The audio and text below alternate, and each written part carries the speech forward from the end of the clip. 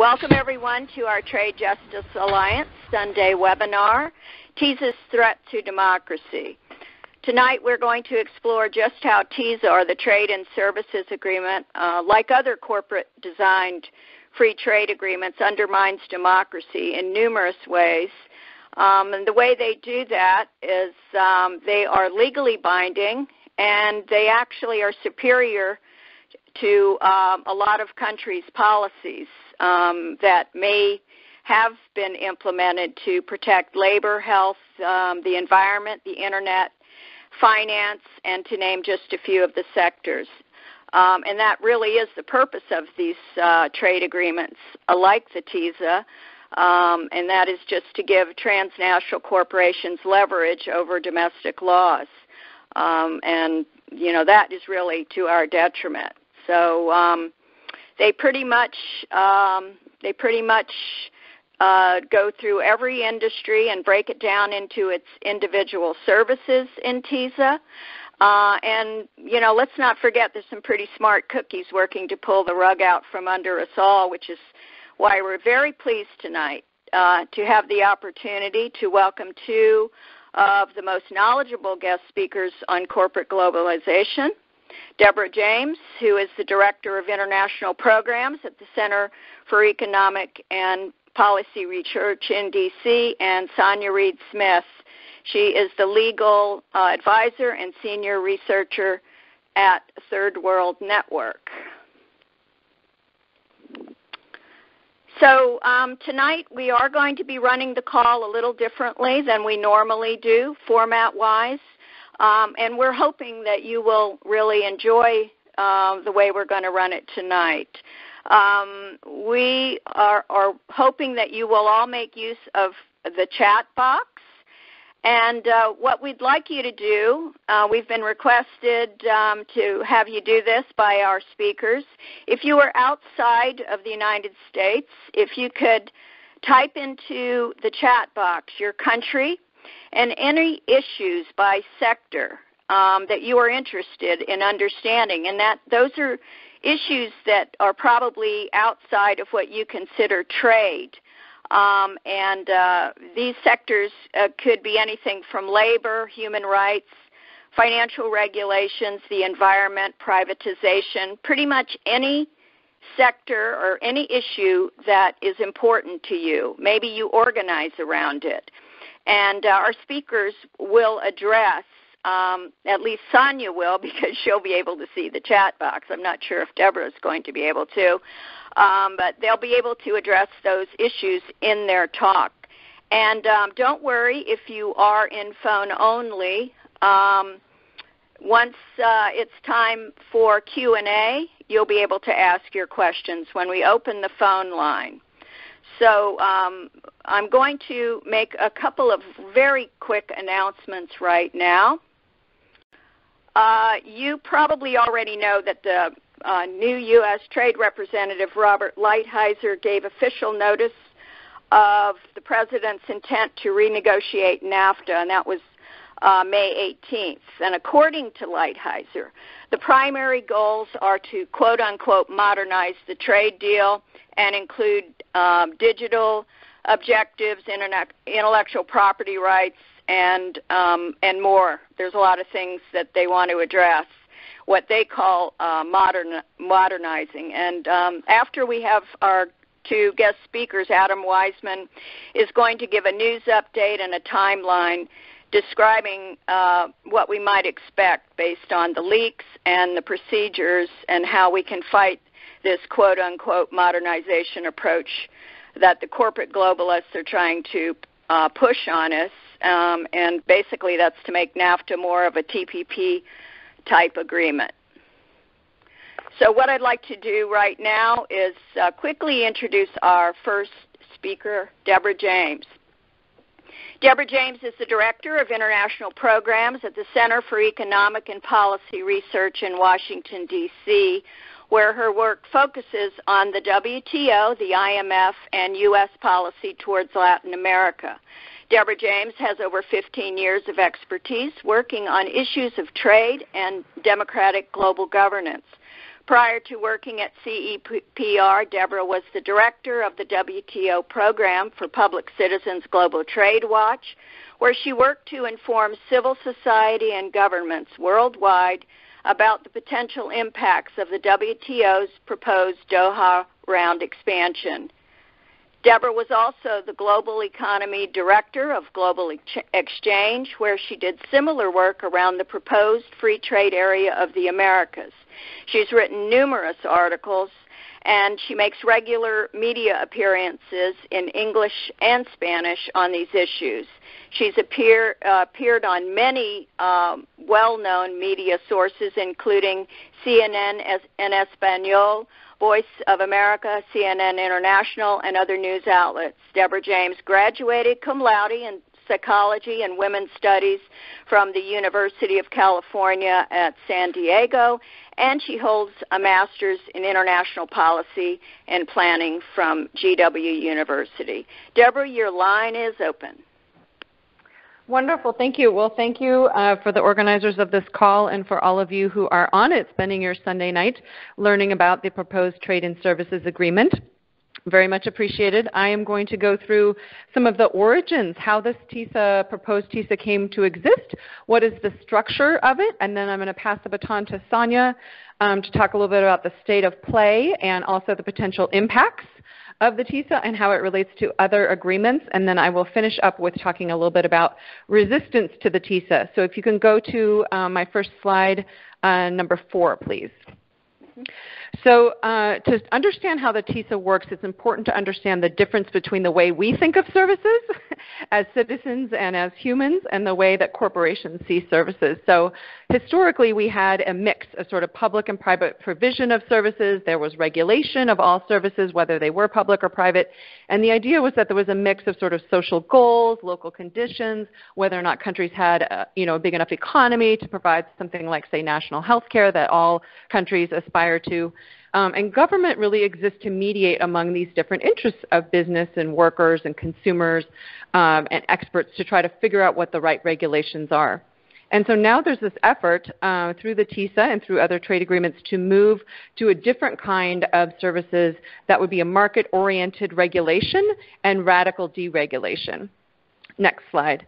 So the idea then would be that we would move from the idea of citizens having rights to access public services such as healthcare, and also that the government had an obligation to regulate sectors like financial services in the public interest, to corporations having rights to profit in all of what they call services markets. And the way that they do that is actually through locking in privatization, deregulation, together what we generally call liberalization, under goals that are actually, through trade agreements, it's then easier for them to obtain what they could never attain through democratic policymaking. Next slide, please.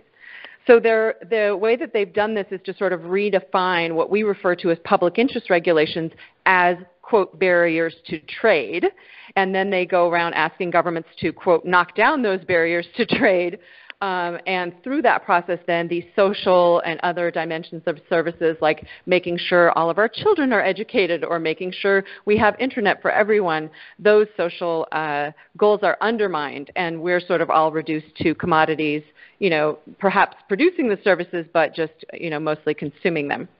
So the next slide, number 7, I'm going to go through really quickly. Basically, the concept is that TiSA had its origins in the U.S. financial sector. They're the people who came up with the idea of having a trade and services agreement. They sort of looked around to see, wow, there's this general agreement on tariffs and trade, the GATT, which was the main trade, global trade agreement, or multilateral trade agreement that existed since the end of World War II. With the hopes that by having closer economic ties, countries wouldn't go to war with each other anymore. And they said, well, maybe we can take advantage of this whole trade regime to institute the type of deregulation that we could never achieve nationally and certainly not internationally. So they started asking the U.S. Trade Office to come up with a list of barriers to trade that were basically other countries' regulations. And they got through the Uruguay round to actually put services into the global trade agreements for the first time, which is how it landed in the WTO. That was adopted, the General Agreement on Trade and Services, in 1994. So it entered into force in January 1st, 1995 as part of WTO. Obviously, they had a very politically favorable situation at that point because there was sort of this idea of, there is no alternative, Reagan and Thatcherism dominating. It's important to note that that's not the case that we exist in now. Thinking about, how the power we can have to stop these agreements. There was an original idea to always expand the GATS, the General Agreement on Trade and Services, that's part of the WTO, and that agreement to expand it was then folded into the Doha round in 2001. But there was a lot of resistance. There was anti-GATS campaigning, for example, most prominently in Europe, when they found out that the European negotiators were demanding that developing countries actually include public services in their offers to commit to WTO discipline. So at some point then, expansion through the WTO sort of fell out of favor. The global crises emerged. The WTO became a little bit stuck around 2008, 2009. And later then, what became called the Really Good Friends of Services, if you can believe that's actually their name, the RGF, lobbied governments to launch the TiSA talks in early 2013. So this is really about writing the rules for the future. So they're envisioning, next slide, we're on number 8 now. Yeah, gotcha. Corporations are envisioning a radical reorganization of the global economy. And this is kind of the important part. It's not just about privatizing and deregulating services. It's really about reorganizing them through these digital platforms, because e-commerce and using digital platforms for trade will be sort of the economy of the future. And they want to do this through technologically enabled global supply chains and what is often referred to as the fourth industrial revolution. And it's important to understand, too, that this is not some small segment of the economy called services. It's actually increasing every day compared to trade and, goods or agriculture, and also that a lot of what we think of as goods are actually becoming services. And what I mean is that a lot of goods, like, say, even your Fitbit that you might wear on your wrist to, give you information about, how much you're walking every day, can be classified as a fitness service rather than just as a good, because its biggest component is the software, and you actually license the software when you're using it. So that's an important aspect of it. Next slide. So who is pushing Team TiSA? It's important to understand. I have a big list of the corporations. This can be seen online, Team TiSA, but it's basically U.S. corporations primarily in the financial, technology, and logistics sectors. Okay, so some of the big ones that we know, like Citigroup, Google, IBM, Microsoft, UPS, Walmart, some of our favorite corporations. Next slide. So who's part of TiSA? The members that are negotiating the TiSA. It is a plurilateral, meaning many countries but not all. It's outside of the WTO. It includes 41 developed countries, so that's all developed countries. There's 9 developing country members. Most of them are in Latin America, some of the right-wing countries in Latin America like Chile, Colombia, Costa Rica, Mexico, Peru, and Panama. And it also includes Turkey, Pakistan, and only one African country, that's Mauritius. And it's important to note that after a successful trade union and NGO campaign, that Uruguay and Paraguay actually left. So that is a point of resistance. Next slide. So the basic structure of the TiSA, and we're going to go through this really quickly to not get too into the details, but it is important because it's a complex agreement. There is a core text, and the core text defines rules that cover all the services that are included. So it defines the measures, the modes of services delivery, the market access rules, the national treatment rules, and then what are the exceptions to those rules. Secondly, countries have schedules of commitments, and this I'll explain when we get to it. Basically, each country will decide what services sectors it will agree to have bound to the rules of the TiSA and which sectors it wants to keep out of the rules of the TiSA. Okay, it's a little bit complicated, but that's a basic thing. And then there are annexes, and these annexes put more extreme rules on certain sectors that are the most interesting to the global transnational corporations. So there are annexes that actually discipline government functions, and what that means is they're always limiting the government functions, okay, saying what government can and cannot regulate.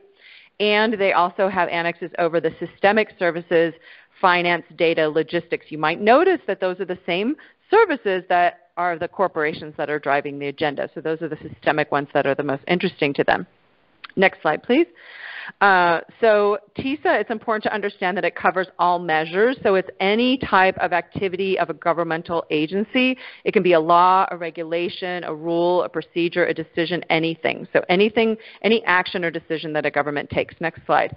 It also covers, in most instances, not in every instance, but in most instances, measures by all levels of government. So that's central, regional, or local governments and authorities, or non-governmental, say, regulatory bodies in the exercise of powers delegated by one of those governments. Next slide, 114. In the TiSA core text, they commodify all 4 aspects of service provision. So what we normally think of as actual trade and services is called cross-border supply. So that would be like when you take an airplane, you're actually crossing borders. That's obviously a service being supplied over across the border. That's only one of the services modes in the TiSA, number 1. There's also when a consumer moves. So when I consume tourism services abroad, for example, they call that mode 2. There's also when a corporation is providing services abroad. So we usually refer to that in English as investment.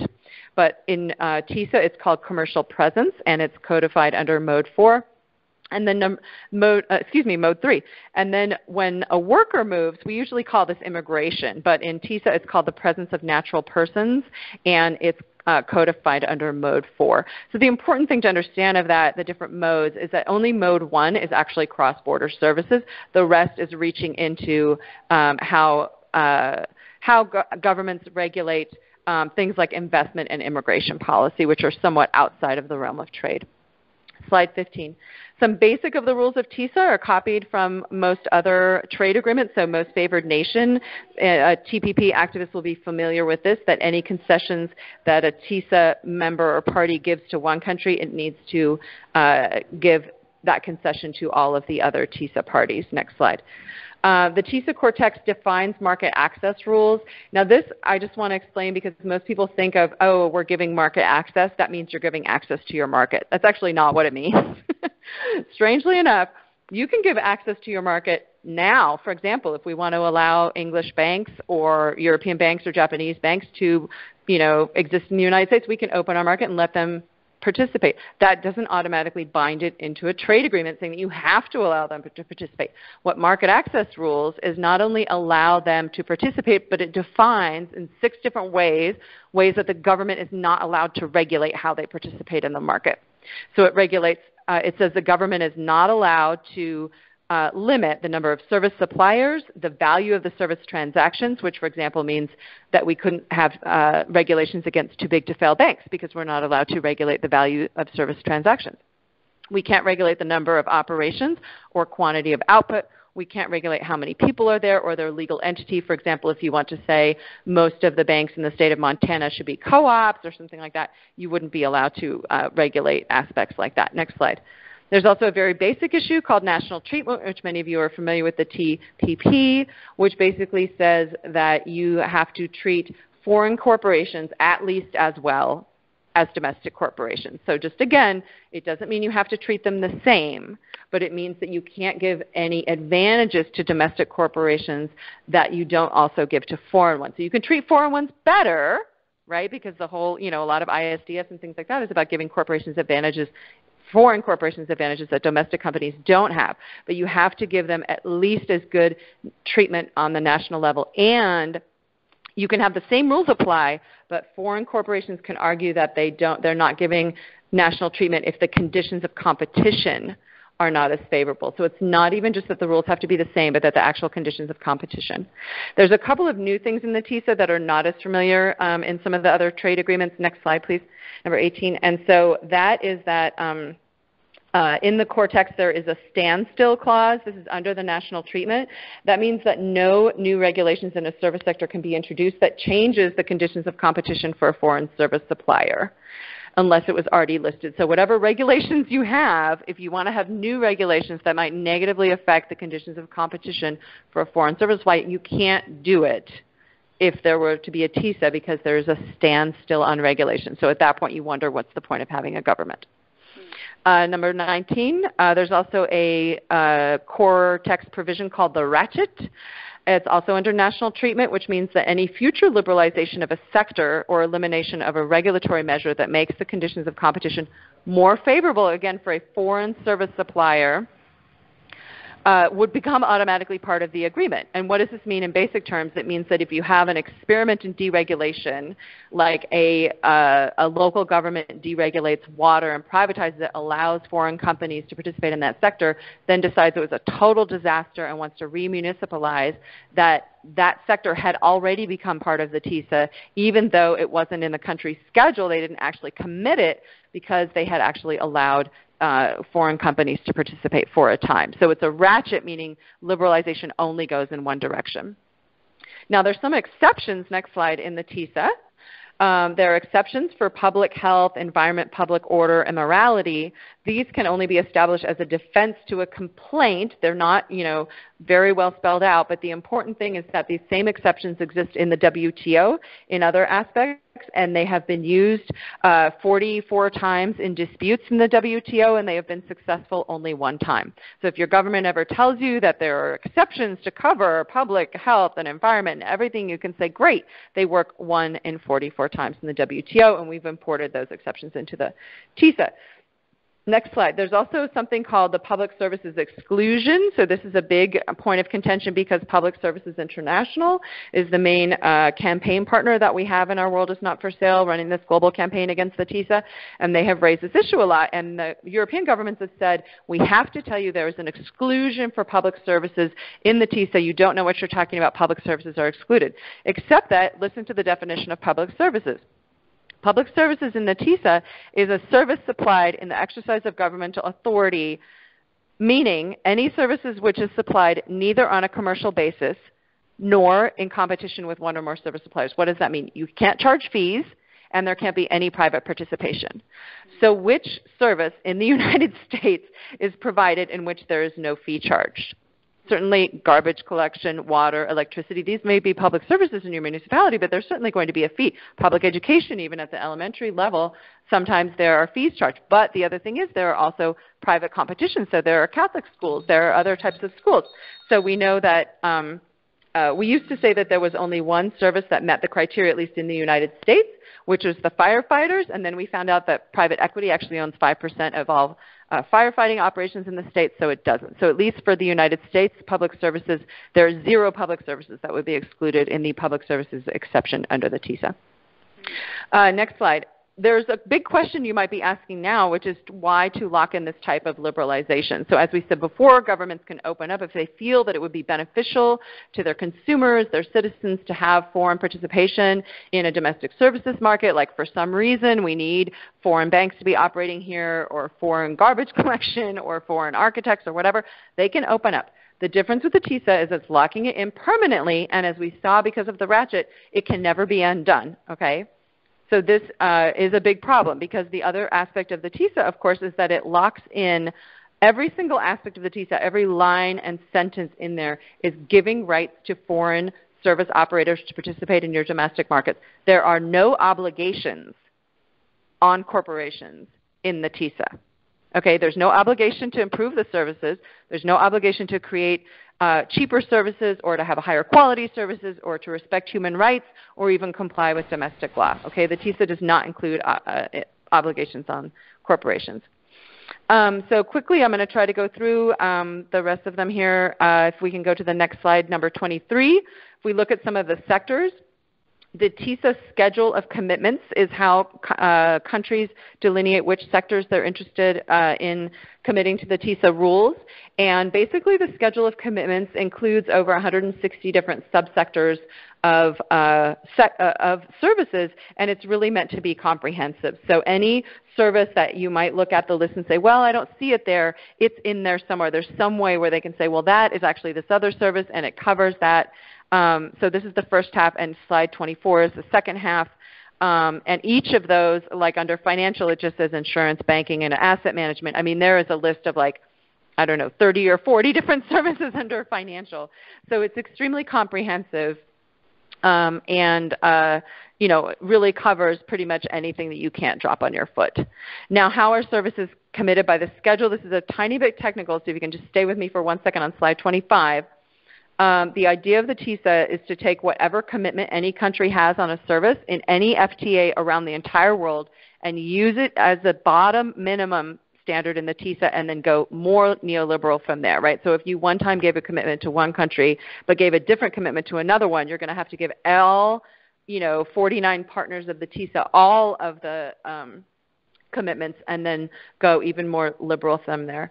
So GATS WTO is what's called a positive list, meaning that countries, the only services sectors that are committed to the rules that we just went over in the core text, are the rules that a country has agreed. So you might have only half of that list that we mentioned of 160 subsectors committed in your services commitments, and the rules only apply to those. And most FTAs with the United States are what's called negative lists, meaning every service sector is included except for the few that you manage to wrangle through negotiations to keep out. And the TiSA architecture is combines, it's a little complicated. It's what's called positive for market access, so members only have to agree to those 6 market access rules that I mentioned, 4 sectors that they actually specify, but it's negative for national treatment, means everything is included except what you exclude for the national treatment. And remember, national treatment means treating foreign corporations at least as well as you do domestic corporations. So that's kind of a big problem because its architecture is complicated and because so much of it is negative list. Now this is the last part I'm going to cover on the structure, which is the annexes. This is next slide, number 26. In addition to the schedule of commitments and the core rules, remember there's 3 parts, the core rules, the schedule of the commitment, and the annexes. In TiSA there are cross-cutting annexes to the core text that cover everything, many of which are not part of the WTO of GATS, okay? There are 2 kinds of annexes. One of them is annexes on government functions, and I'm just going to mention a few of them because there's too many to sort of go through the implications for each, but there's a whole chapter limiting domestic regulations government can do. There's a chapter on transparency, government procurement, state-owned enterprises, the movement of natural persons. Remember we talked about that, that's mode 4, professional services, and localization. Then there's annexes on systemic services. These are all, again, you'll recognize them because they're the same services sectors that we talked about before. Financial services, e-commerce, okay, remember we said it's all about digitalization of the future. Telecommunications, again, the same. Energy services. And then the transportation and logistics, there's separate annexes on maritime transport, air transport, competitive delivery, and road freight and logistics. Now, how do we understand that? Now, this has all gotten too complicated, and you say, how am I supposed to understand this TiSA? Slide 27, please. The easiest way to understand it, I think, is through this little bubble machine, which I have on the slide for those of you who are there. Now, the core of it is disciplining the government functions through the core rules and the annexes that cover government functions, okay? So these are all rules that limit the government's ability to regulate state-owned enterprises, investment, domestic regulation, government procurement, transparency, anti-localization, etc., okay? But then the other way to think about it is that they're also giving themselves new rights. So at the same time, they have kind of 2 sets of rules. One set of rules limits the governments how they regulate, and the other set of rules give them new rights to operate in your sectors, okay? Now think about it. We always think of an economy being made up of capital, labor, and inputs, okay? So if we think about capital, well, there's a whole annex disciplining government regulation of financial services and giving corporations new rights in financial services. If we think about labor, there is a whole annex on professional services and a annex on mode 4. If we think about the inputs, now this in services is really kind of the movement of the stuff, so express delivery, logistics, postal, maritime, air transport, etc. Okay? Then there's a new aspect, which is really information, right? We live in an information age, so corporations want the freedom to move capital, labor, inputs, and now, very, very important for the new economy, information. And this is where our telecommunications annex comes in and our e-commerce annex comes in, okay? So that maybe is an easier way to sort of put all the different aspects of the TiSA together. Now just a couple of the annexes I just have to mention before I turn it over to Sanya. To understand the slide 28, the annex on domestic regulation, this is all not about trade. Okay, this is the fundamental aspect about domestic regulation. Okay, if you think about to provide a service, now how do we do this? When we regulate services, okay, we regulate the actual professional providing the service, okay, so those are called the qualification procedures, the qualification requirements, okay, for the person to be qualified to have certification to be that professional. When you provide a service, you also need a company that provides the service. Now, the company also needs licensing So the domestic regulation rules limit licensing procedures and qualifications, okay? Now, when you provide the service, there's also the technical standards that you have to meet when providing the service, for example, construction standards or something like that. And domestic regulation rules limit technical standards. So all the three aspects of the service that are regulated, both the professional standards and the company and the technical standards, those are all the domestic regulation rules are intended to limit the way that governments can regulate those aspects, okay? So if you think about that, what wouldn't be covered by that broad regulation, by the broad definition of those regulations? Now, what are the definitions in the domestic regulation? The next slide explains that the regulations and procedures have to be not unnecessarily burdensome. They potentially may be subject to what's called a necessity test, meaning that the least trade restrictive approach to achieve the public policy objective has to be followed. If you can imagine, they don't say the one that provides the best services standard or the one that creates the most jobs or the one that's least damaging to environment. It has to be the least trade restrictive, okay, to achieve a public policy objective. The domestic regulation also says that the regulation has to be objective. As Sanya will explain, objective has 4 different meanings in case law under services regulation. It's extremely ambiguous. The regulations have to be, the services qualification and licensing has to be limited to reasonable fees and not cause undue delays, and licensing be completed within a reasonable amount of time. So these are all extremely undefined terms in international law, and they would cause myriad problems that would be left to international trade panels to decide, and Sanya is going to explain some of those impacts in certain areas. Now there's another impact, next slide, annex, which you might be completely interested in. This is a crazy one. It's called transparency. Don't think it means that they're going to publish the text in advance and give citizens the right to comment and all that kind of stuff. Actually, what it refers to is that any time a government is undergoing a process to create a new measure, and remember that means not just regulations but laws and procedures and decisions and agency rulings and clarifications and guidances, that you have to have a prior notification, okay? That means that the idea is that it has to be published in advance with a reasonable opportunity for corporations to comment on them to the regulatory agency. Now, I'm not talking about domestic, right? We're talking about Pakistan as a member of the TiSA would be obligated to publish their measures in advance so that U.S. corporations would have the opportunity to comment onto them to the regulatory agency, okay? And the proposals are also then that governments have to set up an avenue by which to respond to the comments, okay, which is just totally incredible. And some countries are even pushing for a mandatory judicial or administrative review of decisions if a corporation disagrees with a published measure. The whole idea here is to give corporations new avenues paid for by domestic taxpayers to have influence into the regulatory decisions of all of the participating member countries. Okay, so it's about the most undemocratic thing you can imagine. Now, next slide. One of the things that's important to think about is what's not in the text. Okay, you might have thought that everything from what I've just described as quickly as possible is that everything seems to be in the agreement. But there's certain things that are being left out, and one of the main things that's really obvious that's being left out is development. Okay, there is no special treatment for developing countries in the TiSA, okay, and it's standard in the WTO that there are special and differential treatment provisions, even if they might be weak and pathetic, but they exist at least in the concept in the WTO that they have to be there, okay? So if you're talking about an agreement where countries are being asked to go to a much higher level of liberalization, and in general in the WTO, developed countries have given, committed more sectors to services liberalization than developed countries. It's kind of the opposite, okay, where it's actually developing countries that are being asked to make more concessions. And then if TiSA is brought into the WTO, which is the main goal, is that it would eventually be brought into the WTO, and this new super neoliberal standard would then become the multilateral standard. Then countries that are asked to be, that are trying to join the WTO, like say Yemen or Iran, would have to automatically, join the TiSA. So I'm going to kind of try to finish up here. One of the things that they give is this sort of next slide please, 32, their development pitch, right? So they say if you open up and have a TiSA, you'll have better quality services because you'll have more competition, you'll have local participation in the management, right? They say, oh, if you allow transnational corporations to come and operate, services in Pakistan where your services might have bad delivery right now, you'll get better services.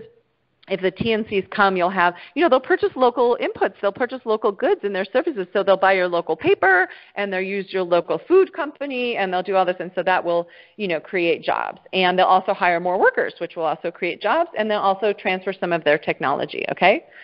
So unfortunately, if you actually look at the next slide and what's called the localization annex, it actually prohibits all of these things that I just said is actually the pitch that negotiators use to try to sell developing countries on participating in the TiSA. And I have actually been in rooms where negotiators said exactly these things on how it will help developing countries. Countries actually can't require, though, according to the TiSA text, that service suppliers even have a local presence in the country. Okay, if you can't imagine the level of service being provided, if you think about how hard it is to get in touch with like Comcast or something, and you think about if they don't even have a presence in your country on a national basis, but they're providing a service, how are you ever supposed to have, consumer protection, labor protection? I mean, there's so many things that is just wrong with that, including just the idea of where do you tax them. I can't even, it's so preposterous. They're also saying that the idea of the TiSA, the rules now say countries can't require local participation in management or boards of directors, which most countries require that in their development. They said, of course, we need to have, we might have foreign corporations come participate, but we have to have locals on the local board of directors to make sure that they're accountable to the local community. The proposed rules in the TiSA also say that countries can't require service providers to purchase local goods. They can't require service providers to use a percentage of locally produced content. So if you're talking about New Zealand participating, just be happy with American TV and radio because you can't require local content on the TV, and forget it for your state radio, state television, anything like that. And as we mentioned, the proposed TiSA would also make it so that countries can't require hiring of local workers or technology transfer. So this is very problematic. The next slide, the complete secrecy of the draft negotiating text for 5 years. I think we've actually realized that it's 4. But just like TPP, total secrecy of the drafts, and we know that this is a fallacy that they have to do this because all UN negotiations are, publicly offered. I should just mention, next slide, the in-dispute resolution. So this is an important part. The TiSA doesn't actually have investor-to-state dispute settlement, so it still would be a state-to-state. But there is the potential that investors could actually refer to a breach of TiSA rules as part of a case, as it's part of what they would call legitimate expectations of fair and equitable treatment in the case that they do have an ISDS or a bilateral investment treaty with the country in which the investor is alleging the breach of TiSA rules. But the most important thing about dispute resolution with the TiSA is that it would allow what's called cross-sectoral retaliation. So it's not just within services. If you feel that your country's been harmed, or a corporation in your country's been harmed in the TiSA, you can retaliate to different sectors. So I think I've used up all of my time there. The next slide just has a sort of summary of the technical issues. It's way going beyond privatization and deregulation of the economy. We should note the TiSA does not cause privatization. We shouldn't actually say that it causes privatization because then our opponents will get all up in arms and say that we don't know what we're talking about. What TiSA does is create the conditions under which it's difficult to operate public services in the public interest. Okay, so it it doesn't cause it, but it helps to create the conditions under which many municipalities or state governments may decide that it's not in the best interest anymore to have public services. They may privatize them, but once they are privatized, that privatization is completely locked in forever under a binding treaty, and it would lock in deregulation. So under the TiSA, then there's 4 modes of delivery. Each has its own impact. There are market access rules which specify how corporations have rights to operate in the market. It's not just about giving them access to a market, which they could have now. It applies to all measures and all levels of government. There are the national treatment rules, meaning that you have to treat foreign corporations at least as well as domestic. The standstill and ratchet mean one-way liberalization. That's irreversible. The exceptions are weak. And transparency rules, meaning giving corporations undue influence.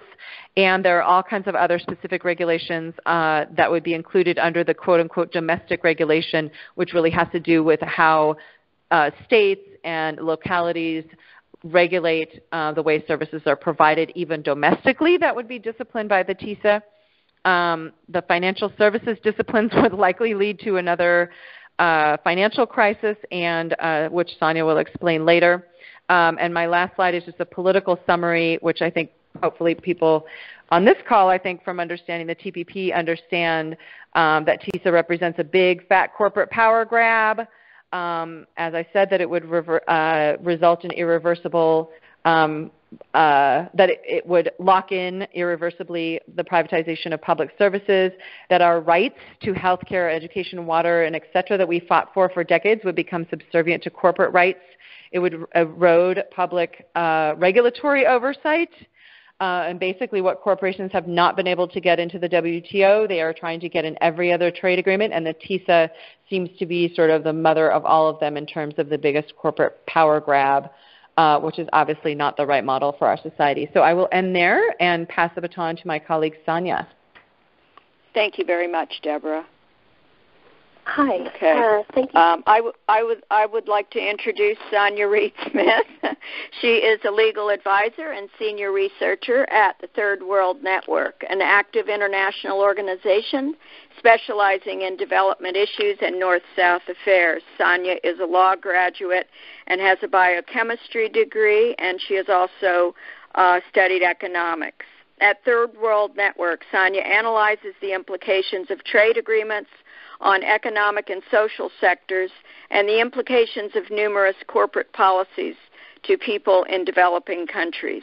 Sanya Reid Smith has been a resource person on the efforts of stronger intellectual property rights, on medicine prices at numerous United Nations conferences, and she travels the world advocating for marginalized peoples in developing nations and for greater access to medicines, women's rights, and environmental sustainability. Welcome, Sanya.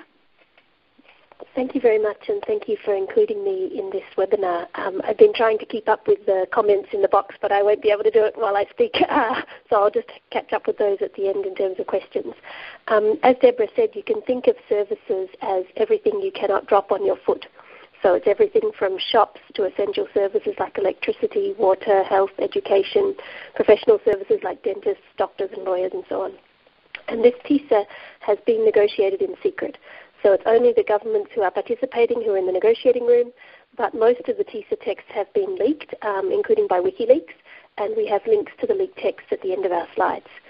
And in those leaked texts, you can see which countries are proposing which rules because it has their country initials.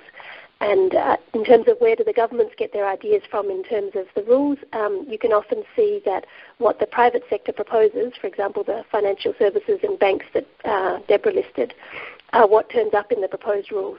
So one of the analyses of the financial services text on the WikiLeaks website shows that the US banks got almost all of their demands in the proposed TiSA rules. And as Deborah was saying, of course, this is supposedly just a services agreement. So it doesn't have all of the other chapters that you might see in the TPP, like reducing your taxes on imported cars from Japan or intellectual property rules on medicines. It doesn't have investor-to-state dispute settlement. But it does copy more rules from the TPP than just the services chapter, as you'll see as we go through.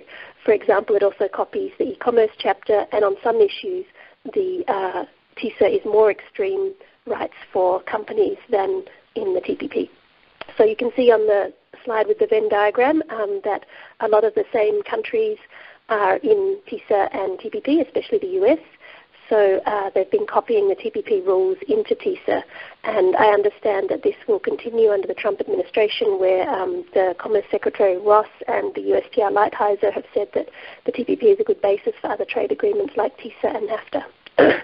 So some of the TPP's rules, like e-commerce, have also been proposed in the World Trade Organization, which is 164 countries, including the US and Canada and so on. And these TPP rules on e-commerce have also been proposed in TiSA. When they were copied into the WTO, not yet agreed, they don't even have the TPP's limited exceptions. And these e-commerce rules that are in TiSA, the new USTR also wants them in NAFTA. So those of you who work on NAFTA can also look forward to these being proposed. So TiSA has copied the e-commerce proposals from the TPP, for example, in a number of ways. One of them is cross-border data flows with insufficient privacy exceptions. So what does this mean? It means your sensitive health records, financial records, tax records can be sent out of your country to any other country in the world, including non-TiSA countries, which have no privacy protection and can then sell your data to advertisers or to insurance companies who can then deny you health insurance and so on based on that data. For those of you interested in financial regulation, even the US Treasury was concerned about this because they thought they wouldn't be able to get hold of the data they needed in a crisis if it's stored offshore. And this was when Lehman Brothers collapsed in the current global financial crisis, and the data was stored in Hong Kong. And when Lehman Brothers collapsed, the IT people were fired, the servers were switched off, and they couldn't get the data they needed out of Hong Kong, presumably before the markets reopened and they had to unwind the Lehman Brothers positions.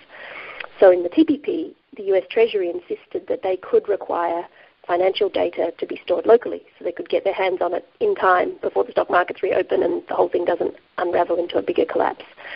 In TiSA, it goes further than the TPP and says, yes, you can store financial data offshore as long as a regulator can access it. There are similar issues, those of you interested in tax justice. If the tax records are stored offshore, how do you get hold of them? But, of course, the big one about financial data was privacy. And, of course, the EU is also in TiSA and has stronger privacy laws than the US.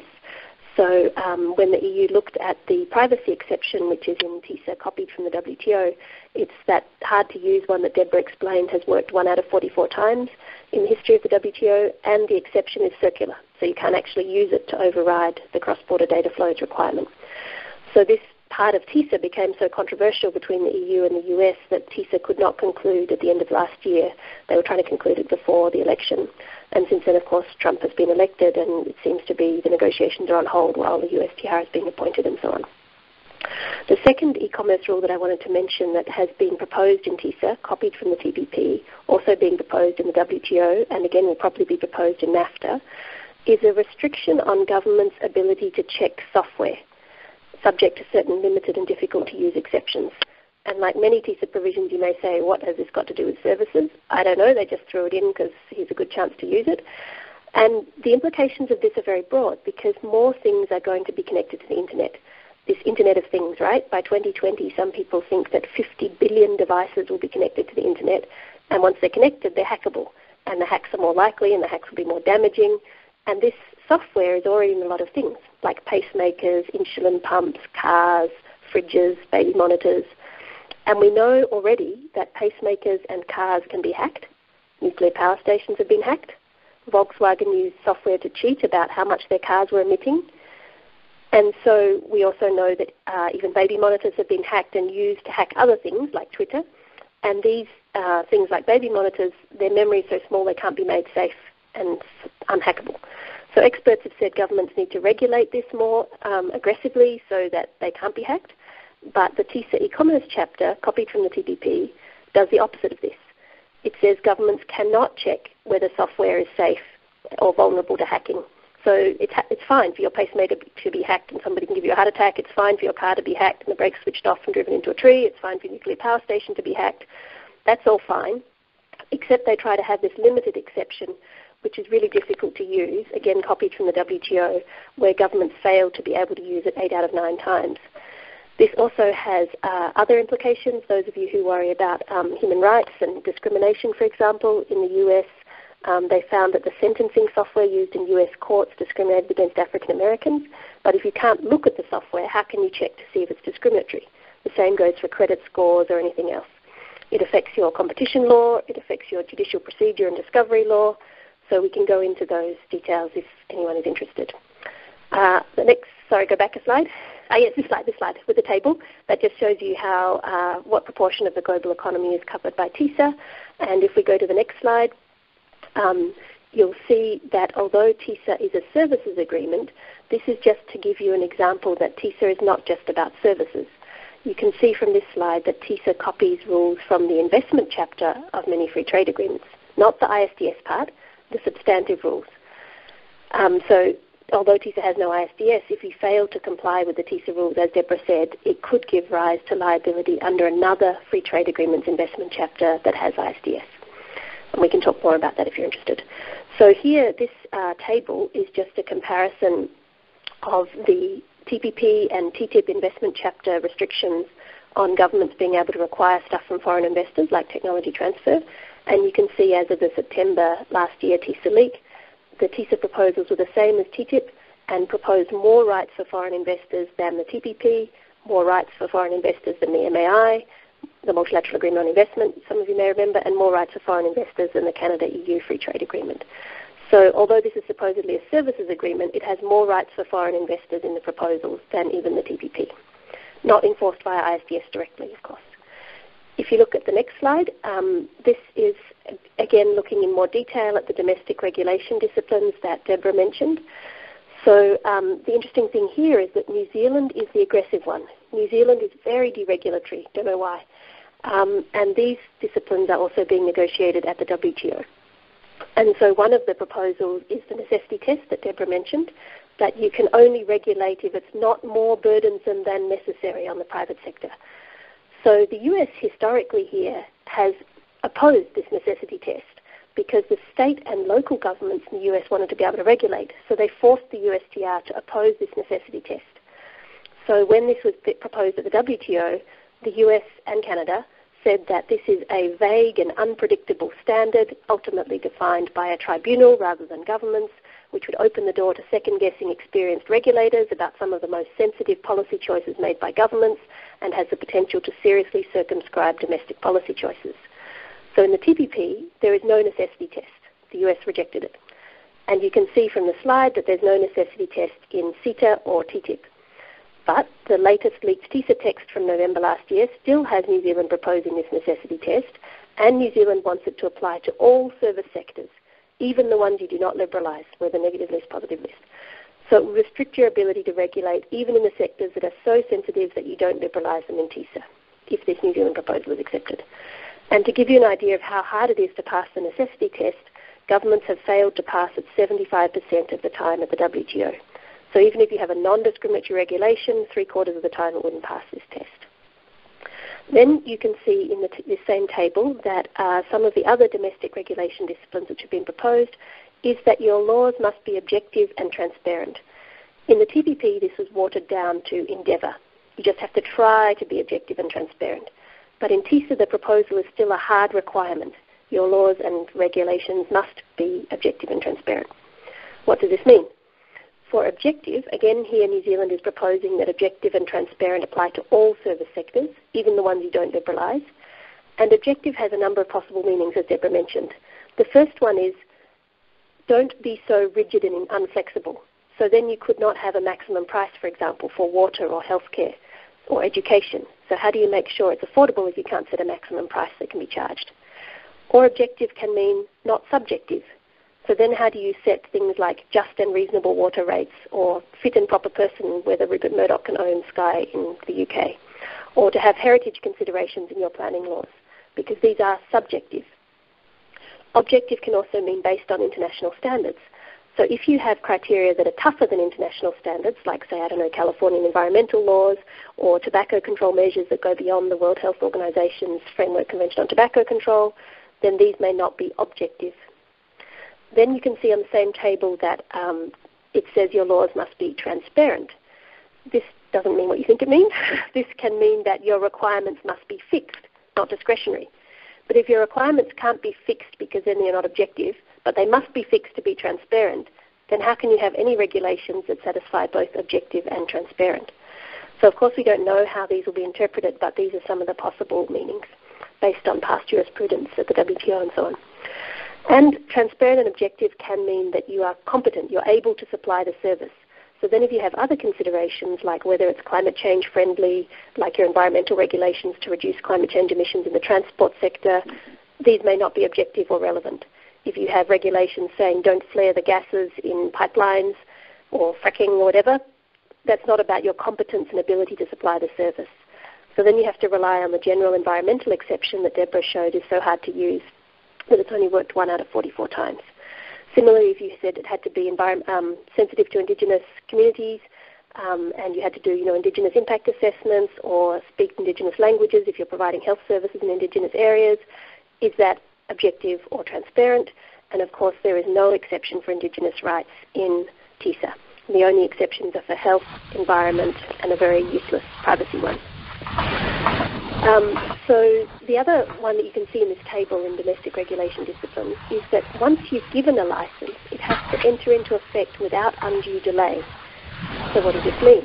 Well, there's an example in real life where Austria built their first nuclear power station, finished building it, but they never switched it on because they had a referendum and people voted against it. So it's an empty power station that's never been working. So if that happened in a sector that you liberalised under the proposed TiSA rules, you would have to ignore your referendum and allow your nuclear power plant to operate against the express voted wishes of your people.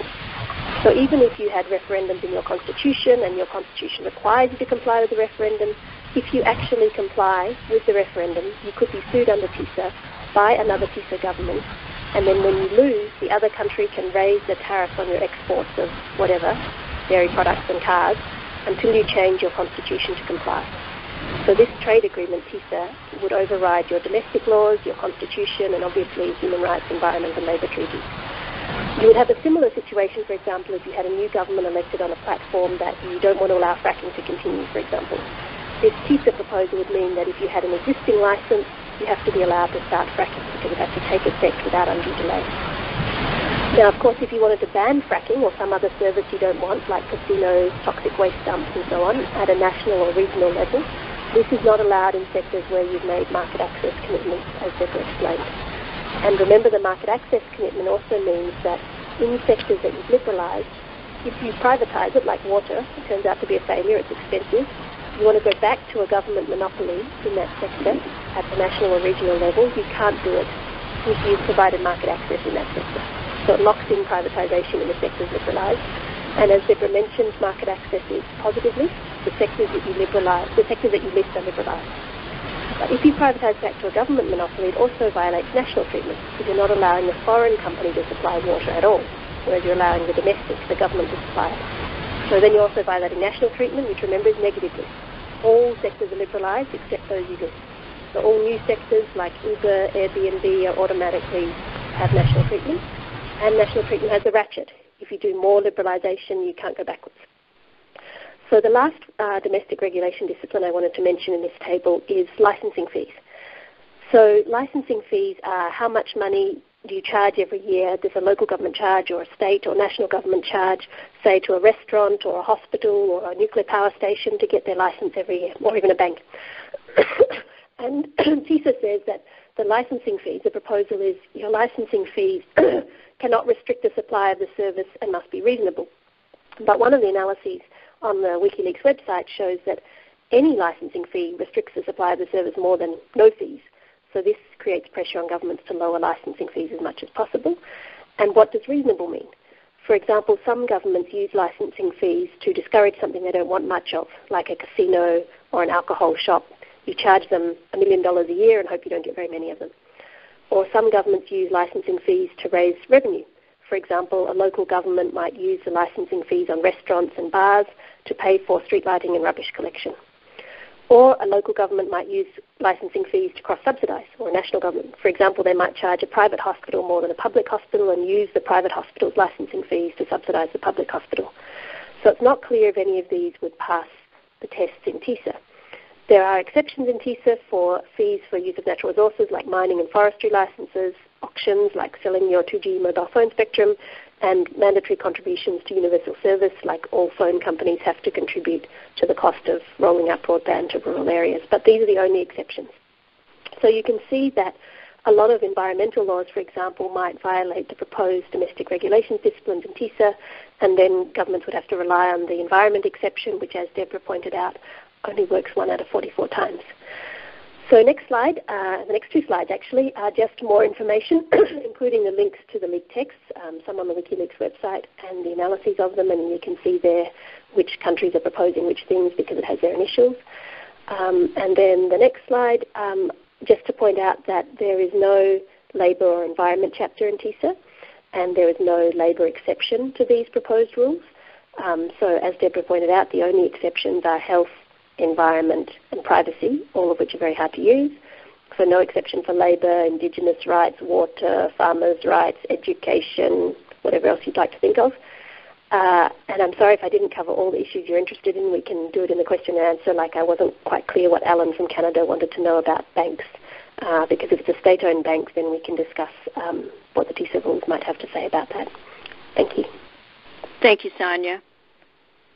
Now, Deborah, we did have you coming in at this part to talk about what can we do. Are you? Sure. Is your line open? Yes. Thank you. Yep. Yes.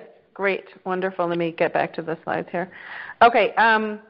So just to talk a little bit about what campaigns around the world have been doing. So we have an international network, Our World Is Not For Sale, that has been working together with Public Services International, which is a global union federation, to operate campaigns in as many TiSA participating countries as we can.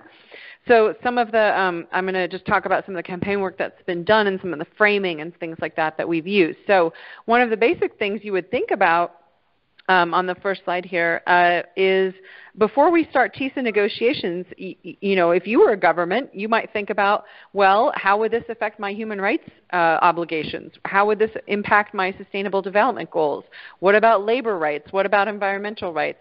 And you would think, well, I'm sure the government has studied all of this, right? And that they've, evaluated this and somehow come up with a very comprehensive proposal then that says, oh, this is going to be good for all of our other goals that we have in our country.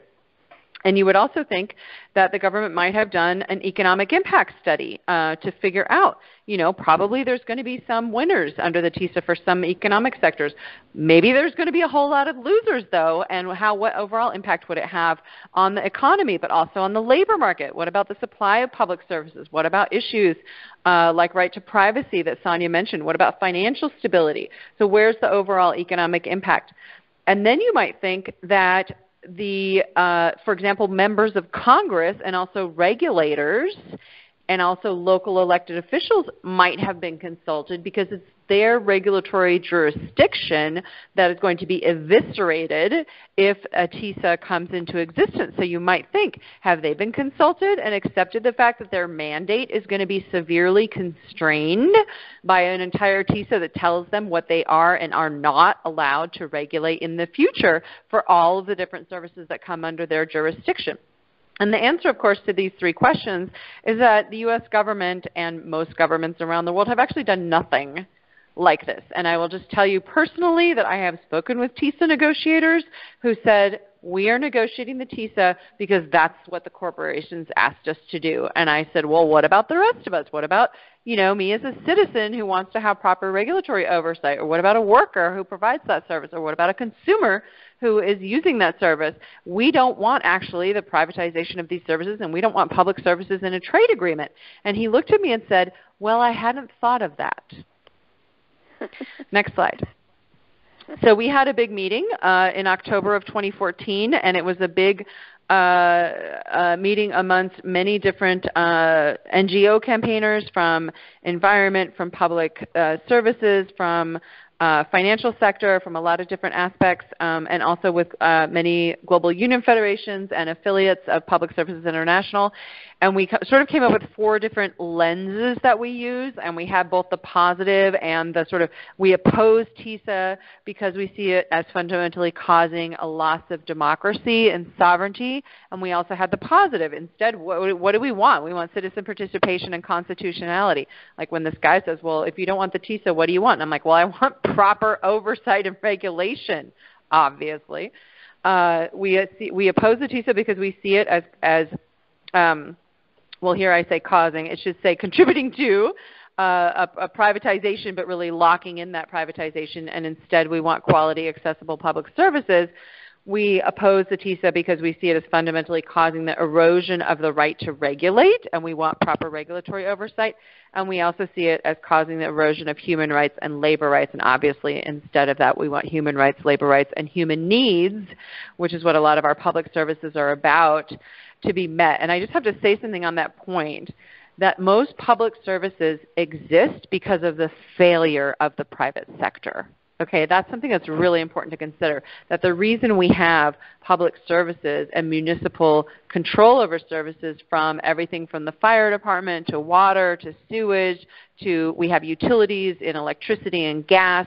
We have a lot of public provision of services in medical care. We have mostly public service in education until you get to the higher levels. It's because of the failure of markets to properly organize these services in society writ large in every country around the world. Okay, so that's why we have public services, because we have a bigger public mandate. As I said at the very beginning, there's a reason, there's a goal where we said as a society, allowing every Joe Schmo to make a little company in this is not working, and what we need to do is have some cohesion as a country where we say we all want everybody to get educated, and so we can't leave it to markets. It's too important. We have to get together, pool our resources as a country, and provide that public service. And the TiSA is fundamentally about eroding that, and it fundamentally is about eroding that social cohesion that is like the reason why we have governments and the reason why we have countries. So you can see it's a big power grab. Next slide. There's a lot of ways to get involved. One of the things we always say, for example, the WTO already exists. It's really hard to get it to claw back. It's really hard to call for, services sectors to be taken out, but we have to prevent the TiSA from existing. And this is obviously a clear message that you all who fought so hard against the TPP were successful in implementing, to say we just can't. It just cannot exist. We cannot allow this thing to exist. We've seen the results of NAFTA. We've seen the results of WTO. TiSA doesn't exist, and we have to prevent it from doing so. So we have a whole bunch of slogans. I'm not going to go through them all, but no more deregulation, no more surrendering services to corporate interests, no more liberalization of services. We want all public services to be completely excluded. We do not need any more deregulation of finance, total carve out for regional and municipal. We want full human, social, and economic rights assessments before we talk about putting TiSA rules in that will deregulate and privatize services. So these are all a few things that we have agreed on. So what can we do? If we can talk about this, obviously, but at least in many of our conversations we got to the point where we said, yes, we have to prevent the TiSA from existing. We're not just trying to argue for, a couple provision changes on one issue, like we're not single issue people, and we don't only care about data privacy, we don't only care about labor rights, we don't only care about excluding health. No, we need to have no TiSA. Well, we have a global network, fortunately, of NGOs working on TiSA from nearly every TiSA country. We have regular conference calls.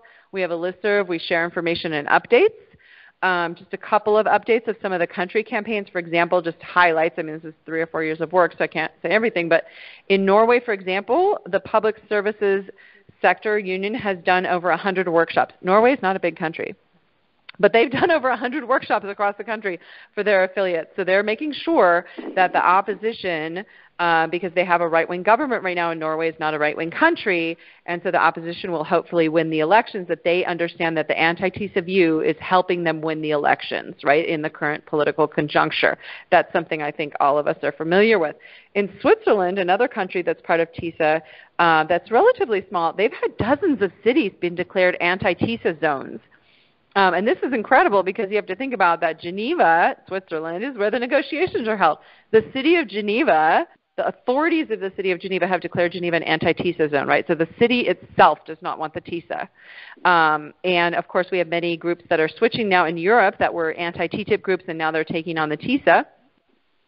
I just wanted to highlight the fact that recently, if you see the next slide, there was one of the things that the anti-TiSA group did in Geneva, Switzerland, where the negotiators live who negotiate not only WTO but also TiSA. They put all these anti-TiSA signs on the main bridge that, is the bridge between the two main sides of the city of Geneva. It was such a beautiful campaign because, every negotiator is crossing this bridge, twice a day and seeing these Stop TiSA signs, which also have the Swiss flag. So it's sort of, akin to national identity. If you go to the next slide, you'll also see anti-TiSA process in Geneva. So no trading away our planet by Greenpeace. That's become very involved in it. Some other protest signs that we love is no to privatization, TiSation in French, of the world. Those are from other protests. So what can we do? There's also been a ton of campaigns in Latin America, and Our World Is Not for Sale and PSI have worked hard to build these campaigns in Latin America on the TiSA and to make sure that our Latin American colleagues have access to all the resources in Spanish There are TiSA campaigns happening in Mexico, Panama, Peru, Colombia, Costa Rica, and Chile. There was obviously a big one in Uruguay that got them out of the TiSA, but they hold regular, they sort of initially held a large forum. They've held events across the country. They do sectoral events, focusing on health or education or water or whatever is important to them domestically. They've had marches and rallies, press conferences and statements, letters with the government, et cetera. And increasingly they're sort of making the link with the TPP and the TiSA in the relevant countries because from the ones I mentioned, your ears popped up noticing that most of those countries are already in the TiSA. I wanted to highlight because we actually have a big success story here, which is the Uruguay campaign. So Uruguay actually got themselves out of the TiSA like we all wish that we could. And how did they do it? You think, oh my gosh, we have to learn from this. It's so exciting. So one of the first things they did was build a national platform, right? So it wasn't just one small NGO that went with the issue. They said, no, we have to talk with the trade unions. We have to get the big groups on. Let's all sit together and understand this and then come out with a common platform, right? So we educate their members, but then they also educated the public once they'd sort of come to an agreement on a sort of big tent platform that this was something that they had to oppose, not just sort of tinker with or send letters to the government. No, we're going to oppose this outright. And they did a huge amount of education with not only their members, but the public in general. They analyzed what were the specific impacts for key sectors that were important to them as a country. And for Uruguay, there were sectors like state-owned enterprises. They actually have a lot of state-owned enterprises. Now, we don't in the U.S. so much, but that was the particular issue that was really important for them, along with logistics and financial sector stability. There's a whole talk we could give about the potential impacts on financial sector stability that affects everybody. So that was a big important thing for them. And then they engaged with their government. So they sent letters and held meetings with demands. Demands included basic things like, hey, release the text. How come none of the text is, how come we're getting it from WikiLeaks and translating it? There's also in the TiSA, in the negotiation of the sector commitments, the big list of sectors that we listed, you don't just say what you want to keep and say what you want to put in. You have to negotiate that with your trading partners. So a country might say, I'll agree to commit to these 5 sectors and I want to keep these 5 out. And then a country comes back and says, no, we want 3 of those. And that's how it goes. And there's been 3 rounds of this type of offer and request negotiations so far. And none of those are public. None of those in the United States are public. We have no idea what the U.S. government has offered. We have no idea what the Canadian government, we have no idea whatever other country is involved. Only the Europeans have actually published their offers so far and their requests. So they also did national assessments. They held stakeholder events with the public, and they actually engaged the government and just said flat out, you have to get out of the negotiations. They were also successful in getting local officials to get involved. And this is important because we know in the history of services regulation, and particularly in WTO and GATS fights before, if you can get the state and local regulators whose jurisdiction is going to be severely constrained by the TiSA, they get really mad. And as you know from Congress, dealing with National Congress, they may care about an issue somewhat, but if you can say that they're going to take away their jurisdiction and give it to the federal, to the executive branch, woo, that really blows their top. So that really was a very big effective strategy, and they got the regulators involved. And you might think you might not think of regulators as an ally, and boy, in the TiSA they really are, because those people understand that they are the experts and they actually do take already the inputs from all the different sectors of society, and their job is to come up with the technical expertise of the proper way of regulating a sector. And when you say, no, it's just going to all go to business to decide everything for the future, they don't like that. They have mobilization from all sectors of society, but particularly from trade unions, and they actually had general strikes. And this is something maybe a little bit more difficult in the U.S., but they did have several strikes about the TiSA that were general, and they included the demand from the for negotiators to get out of the TiSA.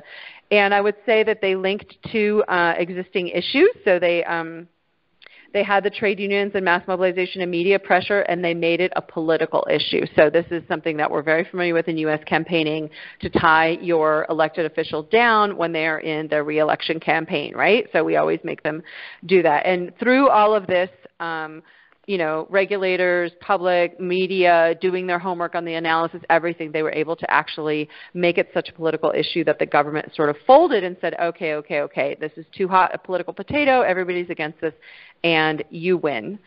So this is just one of millions of pictures probably of political protests. The next slide here of political protests in Uruguay, and their country got out. So the last topic I'm just going to mention quickly is, what about Trump, right? So Trump hasn't said anything about the TiSA yet, so it's driving us crazy. We don't know what his view is. Now, TiSA, a lot of people thought, Trump is going to make an executive order right out of the box against TiSA because it's just like the TPP, and so therefore he's not going to go for it. Now, there's three basic reasons why TiSA is not the same as TPP, and I think why Trump has not made an executive order against the TiSA and why it's still hanging out there. As we know, Trump is not against corporate-driven trade agreements, right? He just said he thinks negotiators did a bad job and they've gotten bad deals, and if he's able to negotiate it, somehow there'll be a great deal. He could well take up the TiSA as an agreement that's still under negotiation, put his stamp on it, and then somehow claim, oh, this is what you get when you negotiate a good agreement. And this can be very problematic, okay? And now think about the fact that his cabinet is stuffed full with Chase people. He's got an entire, wing of his cabinet that is from the financial sector. He's got corporations running amok in the entire cabinet. Now, these are the same companies that are pushing the TiSA. So it's kind of understandable that maybe at the beginning he might have said, oh, I don't even know what this is, let's get rid of it. But all those companies are putting their pressure through their moles in the administration to say, no, we want this, right? The second reason is that TiSA is about locking in further deregulation and privatization. What does Trump love more than deregulation? I mean, besides himself, of course, I think deregulation might be second. So he loves deregulation. He loves getting rid of regulations and letting the business community run free. Lastly, it's because I think TiSA is focused on services, quote unquote, so his working class base that has been so concerned about having their jobs be shipped overseas because of trade agreements may not be as aware of the TiSA as they were of NAFTA and potentially as they were of TPP. There's obviously many ways that TiSA would hurt working class people in this country. I did a whole paper on it that's on Huffington Post in November of 2016 that looks at all of the ways that that TiSA would hurt working people in the United States and do damage to our manufacturing base as well as like just the labor markets in the United States in general. So there's many, many reasons still to oppose the TiSA even from somebody like Trump's point of view. And I would just say in closing, on the final slide, business came up with the idea a long time ago of using trade agreements to make privatization deregulation comprehensive and permanent. They were never happy with what they got in the WTO. They're extremely unsatisfied with the level of privatization deregulation in the WTO, so they got a built-in commitment to expand that deregulation and privatization through the WTO. That also didn't work, and they are still at it, and they will be at it forever. And their idea right now is that they are just forum shopping. They go from trade agreement to trade agreement with the same agenda. Now they've added in the big issues of e-commerce that Sanya explained, and they will be at it for the rest of their lives because using trade agreements to get deregulation that they can't get through democracy is the best return on investment that they can do with their dollars. And we all know they have tons of lawyers and time and money to spend thinking of new ways to make money. Now, in closing, TiSA does not have to exist. We can beat the TiSA, okay? We have an alternative. Our vision of quality, accessible public services must prevail. We believe in public oversight of private services. The financial sector cannot run itself. The construction sector cannot run itself, okay? All of the professional sectors cannot run themselves. I mean, any sector you look at, commerce, whatever, it cannot be let to run itself. We need public regulation of all of these, okay? And if we work together as trade unions, as activists who care about this stuff, as environmentalists, as public interest people, as people who care about development, as people who just want society to function normally and not to have another financial crisis, we can stop the TiSA if we put our minds to it because it's all about democracy and we can win. And my last slide just has a couple of more websites you can go to for more information. And I thank you all because I think we've run over our time, especially me. So let's have some Q&A. Thank you. Great. Thank you, Deborah. That was, wow. There's so much to know about this trade agreement. And all of you, if you have a question for Deborah or Sanya, please press *6 on your phone, and you will be entered into the queue. And I'm looking at the questions that are online and getting answers for them, the ones that are already in the chat box. Okay. If you would like to start with the ones that are already in the chat box, I think that's fine, Sanya. Okay, I'm still getting through them. About 16 comments behind, but so far the ones that I've seen. The AFL position on TiSA, Deborah, I leave you to say that one. The effect I'm sorry, of I can't TiSA see the chat box, so I don't. You have to. Yeah, that's why I'm telling you. That's the question. The effect of TiSA on oil and gas regulation. Yes, that's the whole oil and gas chain can be services. So if you look at the last link that I give on my slides, it's got service sectors. You can look at that and see how each different part of the oil and gas sector is a service. And there were also some specific proposals on the oil and gas sector, which would have meant basically more oil and gas exports, but they've been a bit watered down. We don't know what the final version would be. The financial transaction tax, the Tobin tax question, is it a licensing fee that would be prohibited? It's more likely that it could be in trouble under any free movement of capital provisions, which are often in the investment chapter of US free trade agreements without sufficient exceptions. If you have that, that's something that I think Elizabeth Warren has flagged could cause problems for a financial transaction tax. In terms of how TiSA affects state governments, as Deborah said at the start, it's not strictly binding on state governments the way some US FTAs like the Ttip are, but it's binding enough. You have to take the national government has to take such reasonable measures as may be available to it to force state governments to comply. And this is the same as at the WTO, where this was worrying enough for US state governments and local governments that they forced the USTR to oppose the necessity test because they thought they would have to comply enough, that they were worried. And of course the necessity test is that your regulations cannot be more burdensome than necessary. So you have to find the least burdensome way of achieving the trade objectives.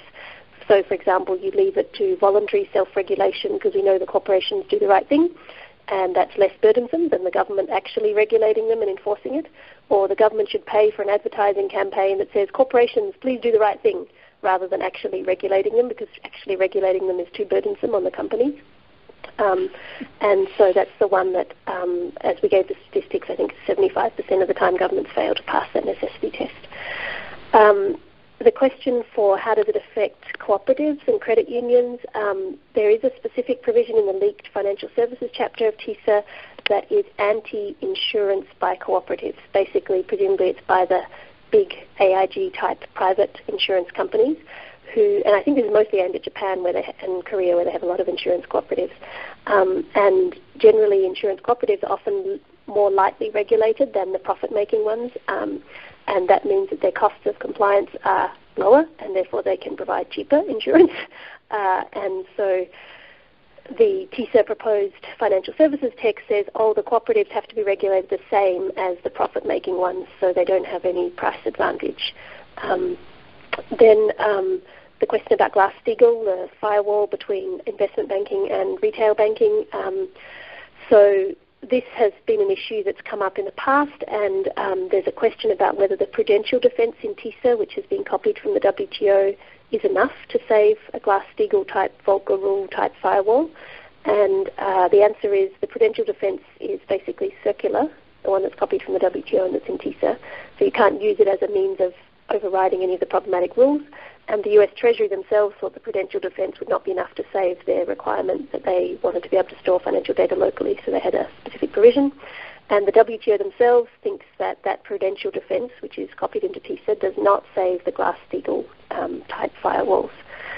There are many other ways that financial regulation is in trouble under TiSA, including that the fit and proper test for banks might not pass the domestic regulations disciplines. The new financial services provision in the financial services chapter says you have to allow new financial services, like all those risky products that caused the last financial crisis, if you haven't explicitly prohibited them because they're allowed, for example, in another TiSA country. The question on whether foreign companies would have the right to contribute to political campaigns, you have to tie it to a service supplier. So, I don't know, political campaigning, is that providing a service? I guess the consulting and the advertising and so on. So then you have market access rights to come in and do it. But it's also more explicit than that in the transparency provisions that Deborah mentioned, which is that it moves towards having to allow foreign companies to comment on your proposed laws and regulations, and then the worst version of that is, you have to take them into account and so on. And we've seen, for example, Philip Morris, the tobacco company, was going to send 18,000 comments about plain packaging to the British government through all their little tobacco retailers and so on. So your governments, as you know, in the US get a bit swamped by comments from one side rather than the other. Now I'm just going to look at all the other questions. Sorry.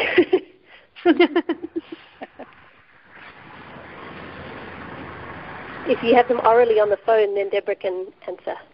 But I don't know if you can speak questions on the phone or only type them. We do have several people in the queue if you're ready for queue questions. Our first questioner is Heidi. Heidi, your line is open. Yes, I would like to know, just because even though some of us might have seen or might not have seen the question, it's hard to focus on the writing and the typing and the questions and the lecture.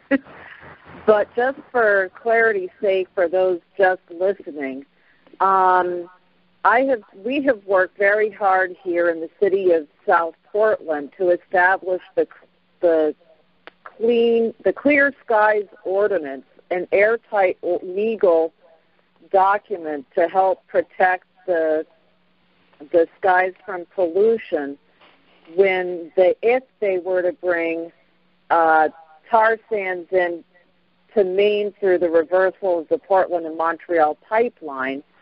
And I was wanting to know, one of the things I did was I stood up in a lot of those meetings and said we have to make sure that this is an airtight ordinance to make sure that it won't befall the fate of the TPP if that were to pass. And so I'm wanting to know if this law, if this TiSA could actually do even worse damage to such local ordinances and things that are also trying to keep pipelines, besides pipelines, but to keep fracking and like Monsanto and things like that out of there, and pesticides from being put into their neighborhoods, things like that. And I did put the Clear Skies Legal Defense Fund in because the American Petroleum Institute is suing the city of South Portland for this.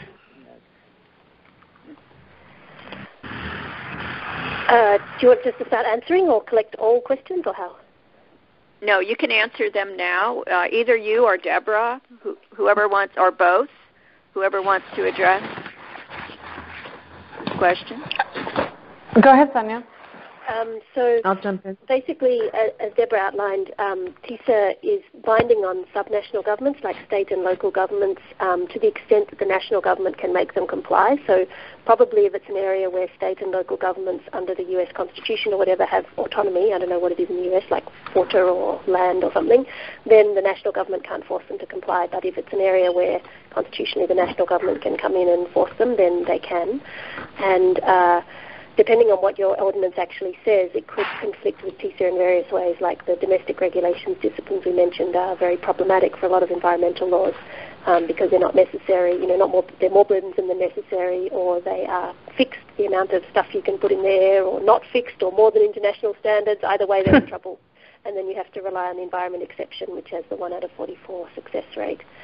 And so the issue about if you want to ban or restrict the amount of something, whether it's fracking or nuclear waste dumps or whatever, this is a problem under market access, because remember, if the national government makes a commitment on your behalf in that sector, then you cannot restrict the amount of that horrible thing, whether it's fracking or toxic waste dumps or casinos or whatever, including at a regional level. And I've heard conflicting interpretations of what is regional. Is it state governments or local governments? I'm not sure, but could be either. And so if a state government, Quebec, has a moratorium on fracking, then that can be a problem if Canada has made a commitment on market access for fracking. Thank you. Thank you. Can I just add two things to Sanya's excellent legal analysis, which she's so good at because she's a lawyer and I am not. But I think two of the things that it brings up to me is that she mentioned it depends on whether or not you've made a commitment in that sector, whether or not the United States has. And you might want to know that as a citizen, Heidi, don't you? Now, might you want to know what commitments the U.S. government has made in the TiSA? You might want to know whether or not they're committing that. You don't have that right to know. Under the TiSA rules, the U.S. is deciding to keep its offers of what sectors it's committing secret, okay? Now, all of Europe has published its offers.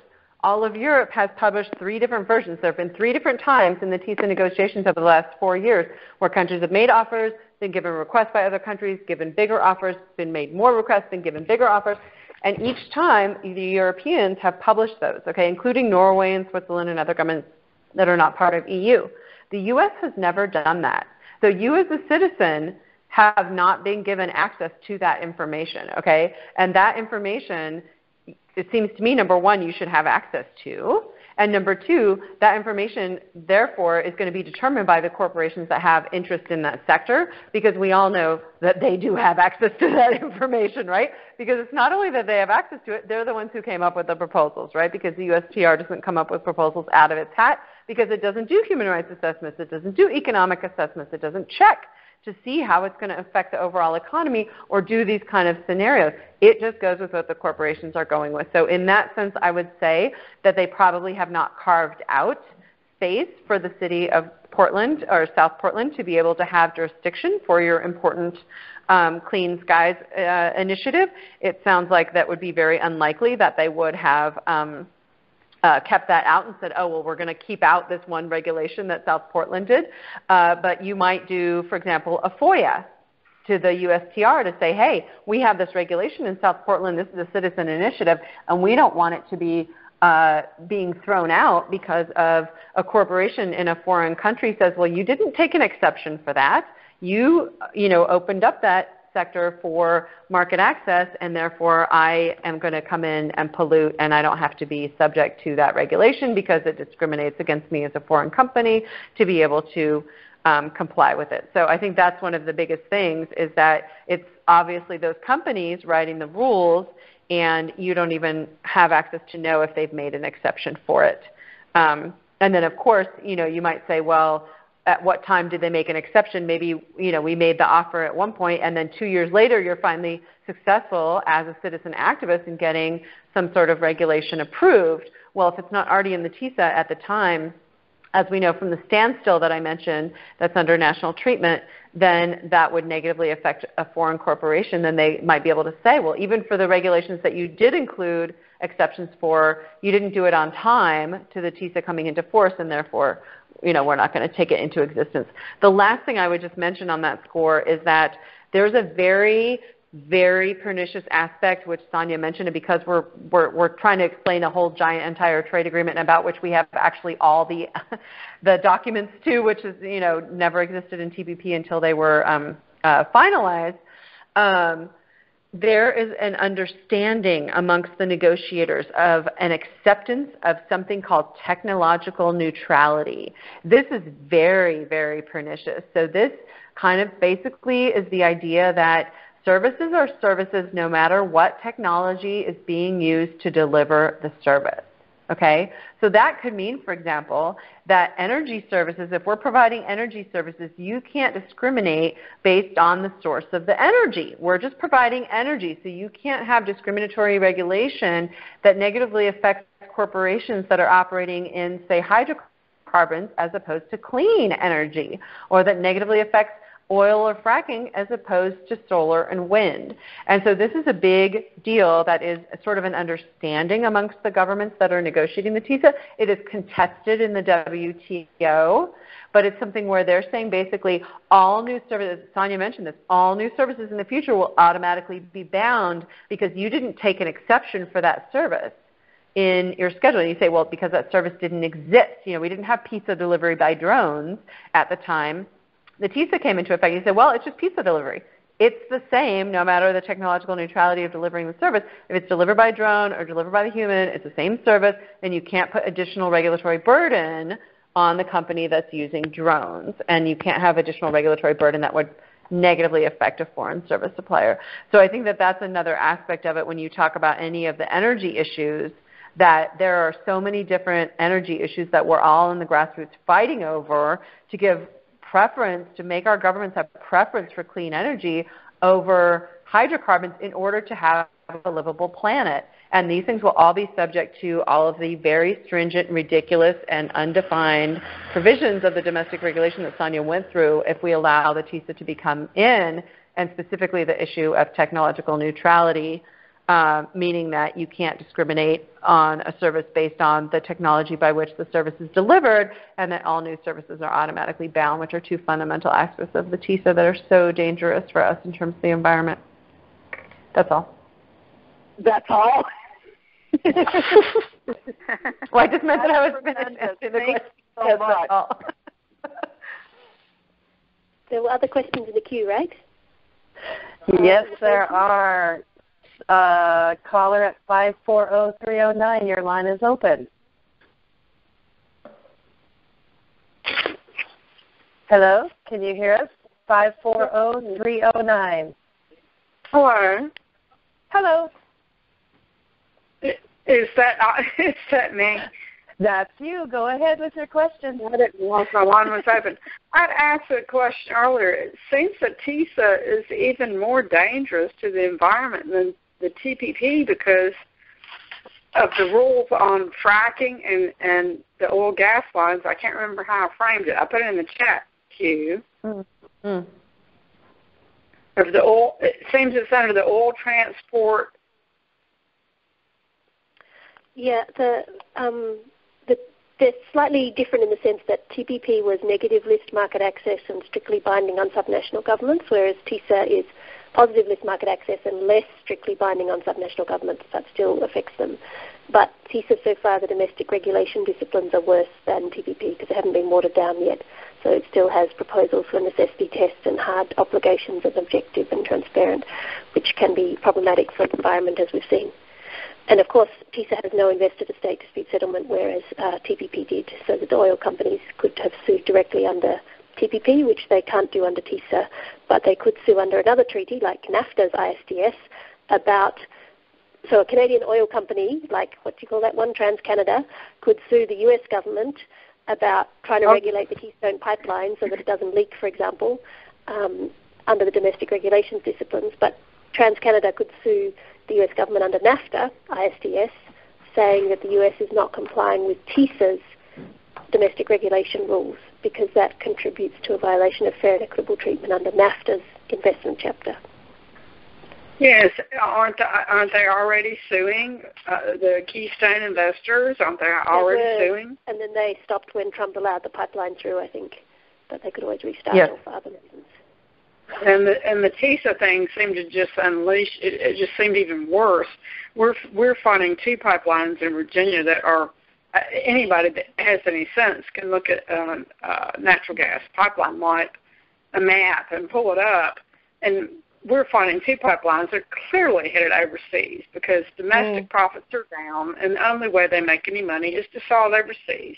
And there are countries like Germany that either don't want to buy it from Russia or they may be prohibited, I don't know, from buying it from Russia, and they have to have it because they thought it was the bridge fuel, and they thought it was cleaner, and then they were clearly wrong.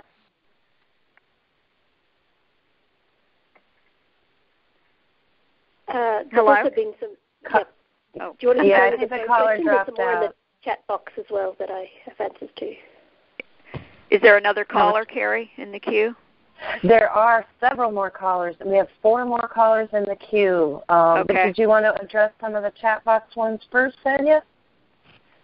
Just briefly then, the issue about whether TiSA will result in foreign workers coming into the U.S. So this is the Mode 4 movement of natural persons, human beings that Deborah talked about. It depends a bit on the U.S. government's attitude because we saw in the TPP, for example, that the U.S. refused to open to any foreign workers. They didn't have a schedule at all, not one job. And if they do open, it tends to be intra-corporate transferees like bank managers going from Citibank's branch in Canada to Citibank's branch in the U.S., or professional services, contractual service suppliers. It doesn't tend to be unskilled farm workers or builders, labourers on construction sites and so on. But we have to wait and see, and that's where you need to see the US offer, which, as Deborah said, the US has not made public, unlike the European countries.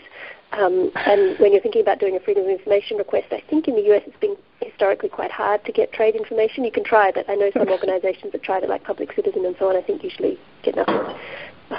Yes. Then the question of where are the negotiations happening, it's usually in Geneva, right, Deborah, the TiSA negotiations? They have all the rounds have been in Geneva, yes. Usually at either the U.S., EU, or Australian embassies, or recently they've actually been taking place within the WTO. Yeah, but all in the city of Geneva in Switzerland. Yes. Yeah, and so for those who are saying, if you have sort of no Ttip or no TPP resolutions in your city council, feel free to go back to them and say, hey, there's this new one called TiSA that's worse in some ways. Would you also like to pass a resolution against it? Yeah, why not? Since it does have many of the same rules copied across, or it is worse in other areas. So back to the phone questions. Okay, let's get our next caller up. Our next questioner is Paul. Paul, your line is open. Hi. So I have a question for both Deborah and Sanya. A lot of us are familiar with the water crisis in Flint, Michigan. And so, Deborah, my question to you is, how might TiSA duplicate that kind of situation here in the United States? And then for Sanya, my question related to that is, how might people try to have recourse in opposition to something like that, and how might TiSA affect our ability to hold people accountable? Okay, sure. So thinking about the water crisis, that's a great question. I think that if we look at the TiSA and we think about the framework, which is basically giving foreign corporations rights to operate in our markets. They don't have to have a local presence. They don't have to have local managers on their board of directors. They don't have to hire local workers. They're not obligated to improve the services. They're not obligated to abide by international human rights rules. So most of our, I think, water is operated under public utilities or public-private partnerships, and only some of them have been subjected to privatization with foreign corporations, right? So a lot of the bad stuff that happens in the U.S. is just bad U.S. corporations, right? Or even sometimes with bad regulators, right, where they weren't doing proper regulation. So the TiSA would come in if it was actually a situation where it was open to foreign penetration in that sector. And we know that actually in the case of water, the worst global corporations, strangely enough, are not U.S. corporations, they're actually European, and predominantly they're French. And water is one of the main areas where there have actually been such drastic failures in privatization that have led to some of the hundreds of cases around the world where municipalities have re-municipalized, or a state might re-nationalize a public utility.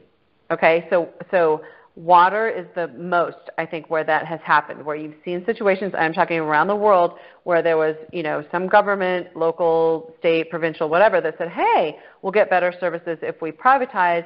And they were like, wow, that was a boondoggle. That was a bad idea. We need to bring this back under, state authority where we have a board that's like with citizens and, consumers and workers and stuff there, and not just the business being able to decide everything for itself. And water is the biggest one of that. So I think the way that it would impact it is that if we had situations where that sector is open, okay, and I'll keep in mind, water is not a sector under the services classification list, okay?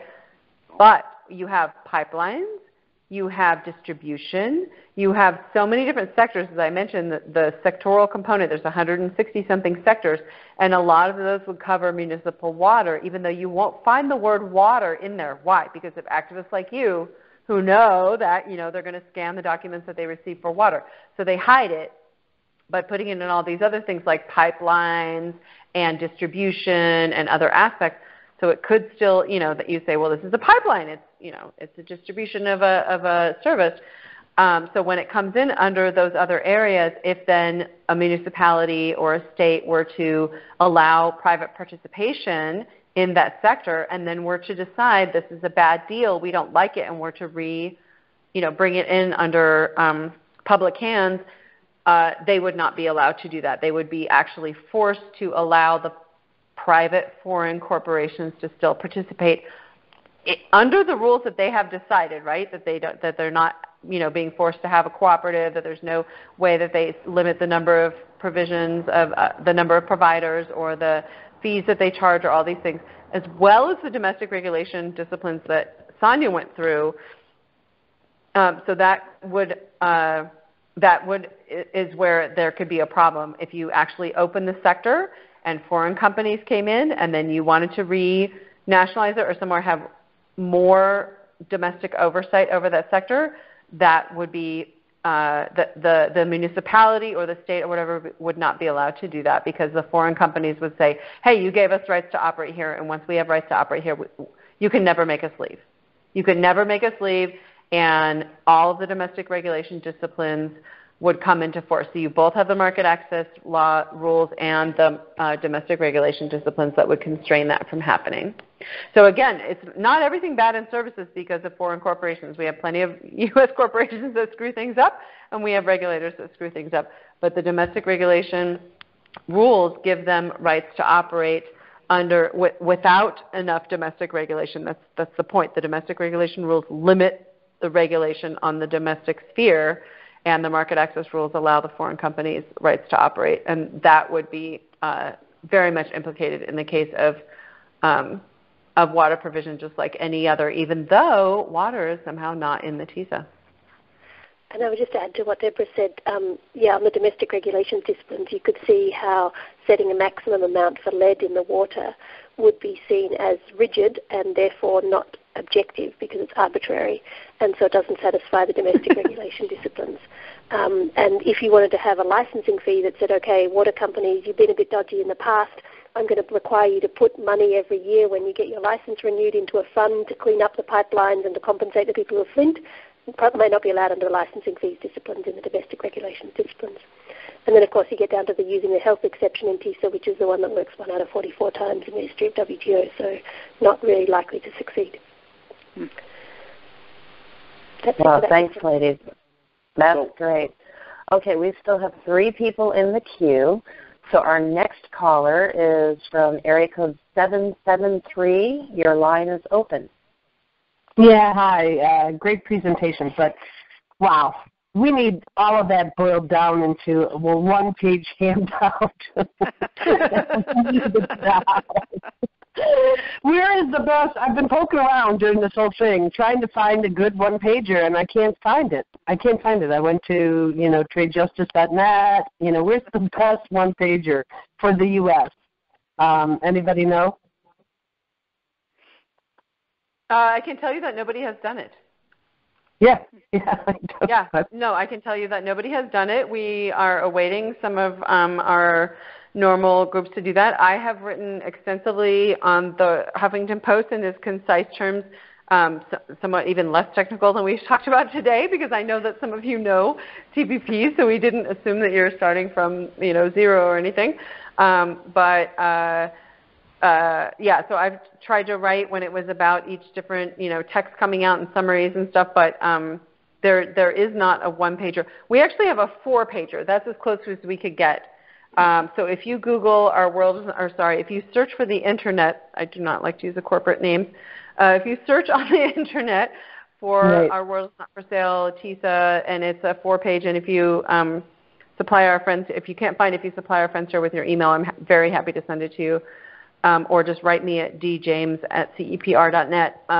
So 4-pager is the closest to a 1-pager that we could get, and then you can take what you need for your constituency. But we totally agree with you that this stuff is complicated and crazy, and we've probably talked in a lawyerly way too many times tonight. But we're looking at this reams of information and trying to explain it in an accurate way, and it has to go through multiple layers of digestion. We always say, like different constituencies have to process it for different reasons, and then you have to be able to talk to grandma about why it's bad. And let me just say a couple of the things that work in my view for talking with normal people. All new services will be subject to the rules. There is not a person on the planet that thinks that it makes sense to not be able to regulate future services that don't exist. Okay, if the TiSA had existed 20 years ago, we would not be able to regulate the internet. We would not be able to regulate drones. We would not be able to regulate self-driving cars. We would not be able to regulate derivatives. We would not be able to regulate, any type of e-commerce. This makes no sense to anybody ever. And it's only in the interest of the corporations that want to develop these quote-unquote innovative technologies. Lots of innovation is good if it brings efficiency and increased consumer service. But many innovations, particularly in the financial sector, are specifically designed to get around the regulation because they don't want to comply with, and what is the regulation? The best interest of society. So if you say your whole idea of your innovation is to get around what, the adjudicator of all the societal interest says is the best way forward, then no, I don't want your freaking derivative innovation, right? And that's what it's about. So there's a lot of things like that with the fact that it would apply to new services that just don't make any sense to like a normal human being. And the fact that you have things about the transparency disciplines that say corporations have previous right to comment on legislation that's being developed in all these different countries. Most people don't think that makes any sense. The disciplines on financial regulation, which we didn't even talk about, is one whole sector where they say you can't regulate too big to fail, you can't, put limit on the services, the size of the service provider. There's so many different things. It's almost guaranteed to bring on a new financial services induced collapse in the economy, and that is just another thing. It doesn't matter what sector you care about or what particular interests you might have or where you work.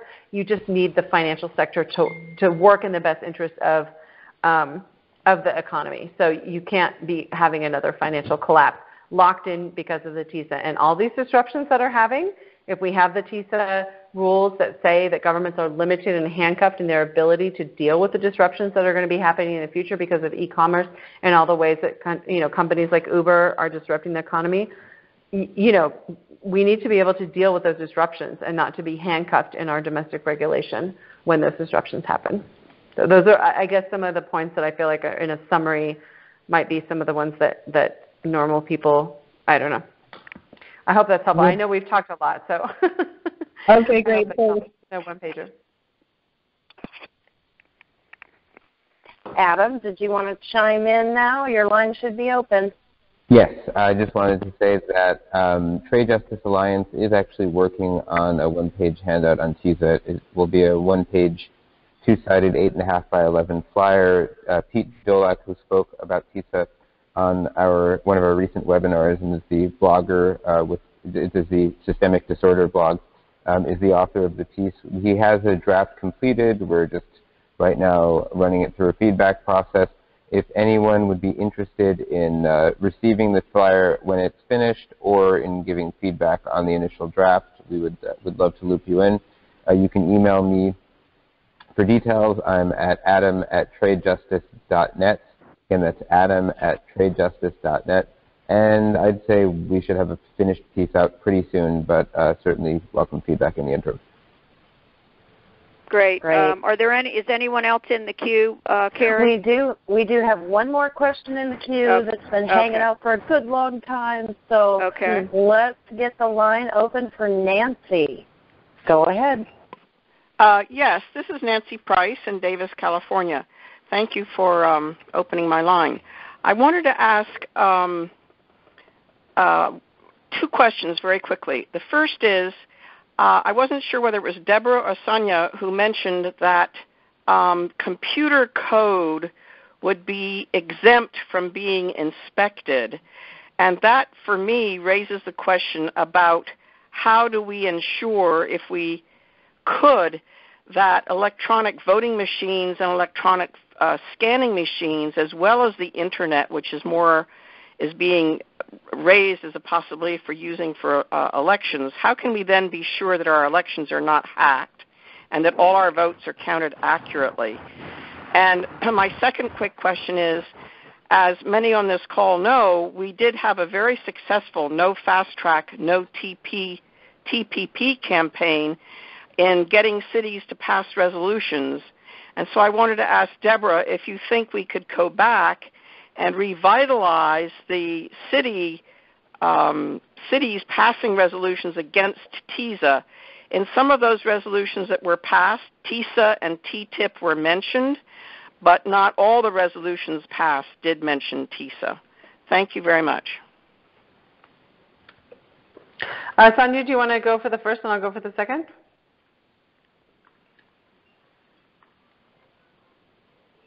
Okay, Sanya just sent me a message that her phone is out of battery. It's also 4 in the morning where Sanya is, so she did this call from Geneva for you all. So she's, I think her phone is out of battery, so she just said I should take them. So thank you, Nancy, for your question. I think, yes, one of the proposals, and this is something that's really good that you're bringing up because the e-commerce proposals are being shopped by the big technology corporations everywhere. And I just have to mention the fact, when we think about big corporations in the U.S., right, we think about financial sector, oil, like the energy and finance. That is unfortunately, well, not unfortunately or fortunately, it's just no longer the case. The biggest 5 corporations in the world by market capitalization are Apple and Google and Facebook and Microsoft, okay? So they are the technology corporations. And that's because data is the most valuable natural resource in the world right now. Okay, so we used to say this in the future, data would be that big.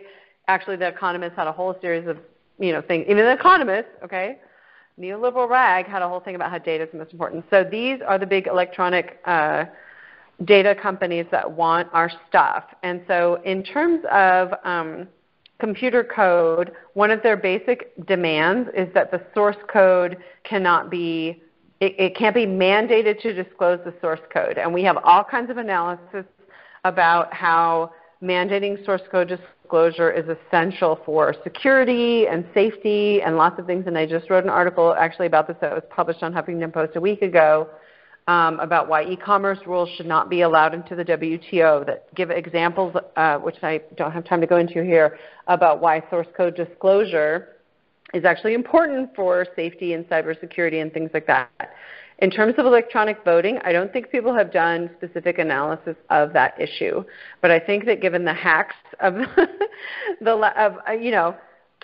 going from our elections to Russia to the recent disclosures, I think there is good question to question that issue, especially because we don't have the same electronic voting transparency that exists in other countries. Now, other countries have better electronic voting transparency than we do, and we can talk more about that later. But there are ways to make electronic voting more transparent. The U.S. has not adopted those ways. We have not adopted the most electronic voting transparency mechanisms, and I don't know why, but it could be a problem, I think, for that kind of thing, and I appreciate your bringing it up because I think we should go get some more analysis about that.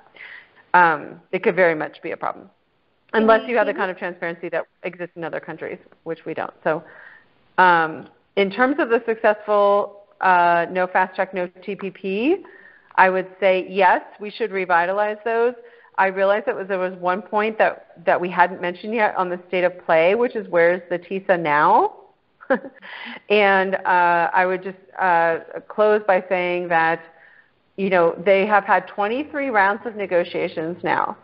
Before this group, who is very concerned about trade issues, having its first call on the TiSA, before most people in most countries even know that it exists, they've had 23 rounds. They had an intention of finalizing it in December. There was a ministerial meeting, a meeting at the minister level in December. And because of this issue that Sanya mentioned earlier, wherein there's a discrepancy between the position of the trade people in the EU and the people who deal with privacy in the EU, and they couldn't come up with a system of dealing with data privacy that satisfied both sectors of their government, they didn't come up with a solution by November, December, and so they canceled the meeting, which they really tried to get it finalized before Trump came into office, and they couldn't. So now, though, it's off the table. They are not having negotiations right now. They had their last one, as I said, November, December.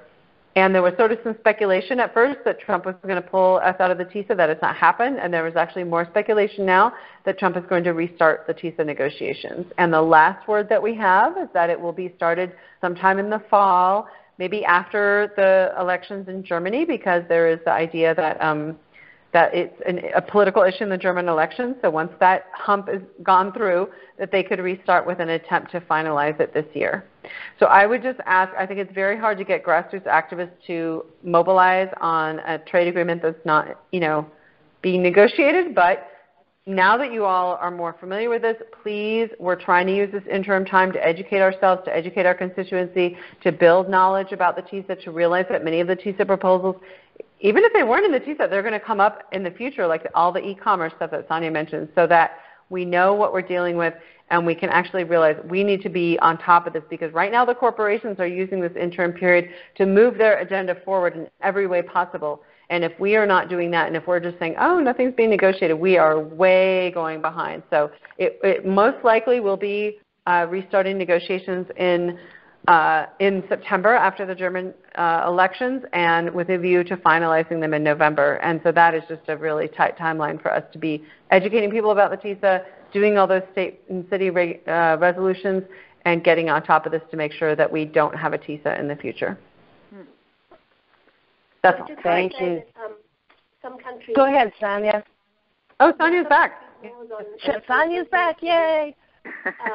Require the software to be open to public inspection, and that would obviously be a problem under the proposed TiSA rules, except that they may have an exception for government procurement, and it's governments who are buying the voting machines, and then it depends on what the definition of government procurement is and whether it's broad enough to cover that kind of thing.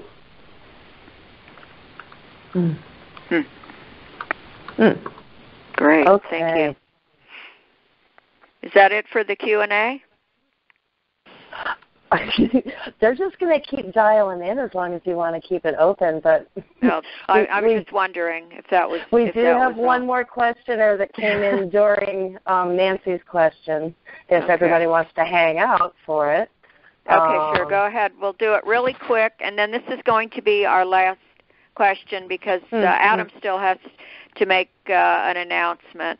So go ahead, shoot. Yes, Yep. Right on. Okay, Alan, your line should be open. Thank you very much. I had a question about how this would affect the Bank of Canada. However, that looks like it disappeared off the chat box. But I'm just wondering if I could generalize the question as to how this would relate to any creation of a municipal public bank or public bank by any state or government. Could you ladies hear that? His question is about how will this affect public banking? Public what, sir? Yes, Sanya, why don't you start? Public banking. Yeah, sorry, I'm not quite sure what the question is for public banking because it depends what your question is. Like, you get more competition from foreign private banks under TiSA because banking is opened up to them, and the banks are quite deregulated, but that's all banks. Then it depends if the public banks are funded, if they get any government funding. Like in some countries there's an agriculture bank that the government gives grants to or subsidises to lend money to farmers and so on. If that's the case, then they could have that restricted in future negotiations on state-owned enterprises, and it depends if that's a national level government bank or a state level government bank, public bank and so on. But it depends which aspects of public banking you're talking about, because earlier we talked about how insurance cooperatives, for example, can be in trouble, and the US banks hate the postal banking done by Japan, so they want to attack that. So if public banking includes post offices which provide banking services, then that's also in trouble under TiSA. So it depends which aspect of public banking you mean. Great. Thank you. Okay, that's going to do it tonight for the Q&A, folks. We'd like to thank our wonderful speakers, Deborah James and Sanya Reid Smith. We so appreciate your taking your time out of your Sunday, and thank you very much. I know it's time to go to bed for Sanya, I bet. For sure. Or it was about a few hours ago anyway. Maybe it's time to get up and go to work. But thank you very much. Thanks, so. Thank you. Okay, we'll move on to the next slide. And now we're going to hear from Adam Wiseman, who is organizer with Global Justice for Animals and the Environment. He is a part of our Trade Justice Alliance team. Adam? Hi everyone. So, and I'm going to be doing something we haven't done in a while on these calls, which is doing a trade news report. There's a lot that's happened, and so a lot to discuss. The first big piece of news is that Robert Lighthizer, after a very long wait, has been confirmed as U.S. Trade Representative. People who have been following this for months know that there was a major holdup where Lighthizer's confirmation was tied into approval of pension bill for minors. Finally, that logjam has been cleared. The Lighthizer was finally confirmed on a vote with unusually bipartisan vote for confirmations in this administration. He won by a vote of 82 to 14. Actually, some of his opposition came from Republicans who are concerned that he's not enough of a doctrinaire free trader, people like John McCain.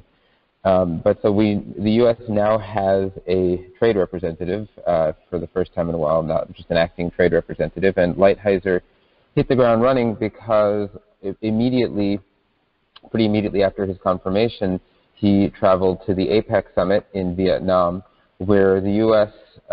Stood apart from 20 other nations in opposing language in a joint statement that would have been openly critical of protectionist measures and calling for reference to raising concerns about unfair trade practices that result in unbalanced trade, and language calling for removal of barriers that distort trade to ensure that in order to ensure that trade would be both free and fair.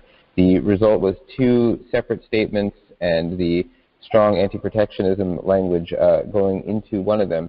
So the U.S. was not successful in building consensus around this language, quite the opposite.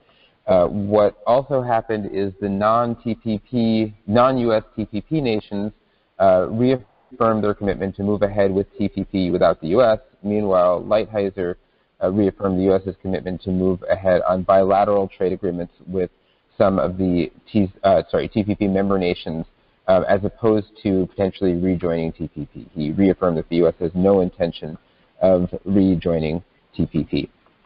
Next week, so the TPP member nations have met. Early next week, the RCEP member nations will be meeting. This is the China-led trade bloc that is seen as the competition to TPP. So now both of these agreements are moving ahead without the U.S. and still somewhat in competition to one another. The next big piece of news, the U.S. has and China have reached some major new agreements on trade issues. Wilbur Ross, the Commerce Secretary, is saying that this is hailing this as the sort of progress that normally takes years achieved in days. And a lot of it is bad news, frankly. These agreements will facilitate the ability of Chinese companies to import liquid natural gas. This opens the door for U.S. beef exports to China for the first time, at least since 2002. This will also allow U.S. importation of Chinese poultry products, which has raised concerns for Food and Water Watch with regard to safety issues. And across the board for all these issues, we just talked recently on a call about the global meat trade and its role in facilitating expanding markets in Asia, and the link between this issue and climate change. So meat liberalization in tandem with facilitating imports of liquid natural gas is doing nothing good in terms of climate, particularly when this, on both ends, both increased imports facilitating consumption and ramping up production in China, are both things that will undermine the goal that we heard about from China of addressing climate change by cutting domestic consumption of animal products. Other issues that are going to be addressed in these new agreements, this is according to the New York Post. The agreement would streamline evaluation of pending U.S. biotechnology product applications, pave the way for allowing American-owned suppliers of electronic payment services to begin the licensing processes in China, and facilitate the entrance of Chinese banks into the U.S. market, among other measures. So, and the last big piece of news of the last few days is that at long last, with the confirmation of Lighthizer, the U.S. has now given official notice of intention. The administration has given official notice of intention to renegotiate NAFTA to Congress.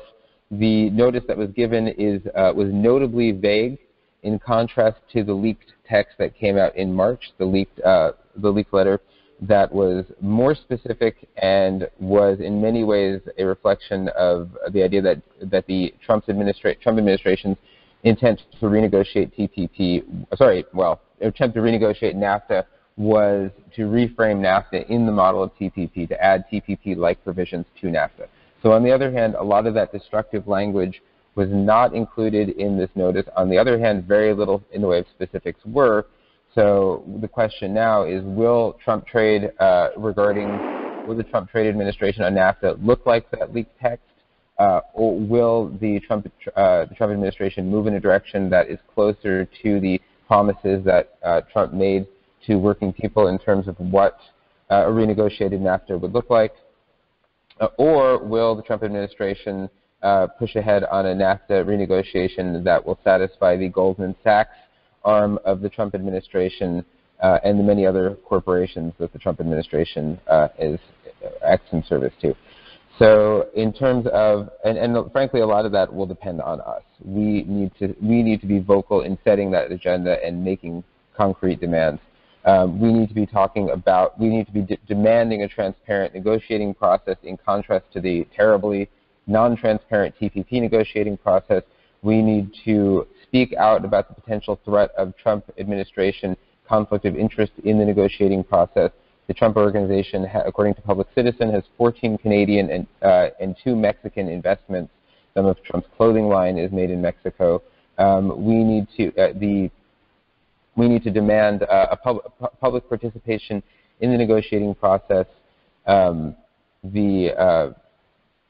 Congress and the public need to have an active voice in these negotiations, not just 500 corporate advisors. There was a meeting last month where 500 corporate trade advisors had access and labor negotiators were locked out.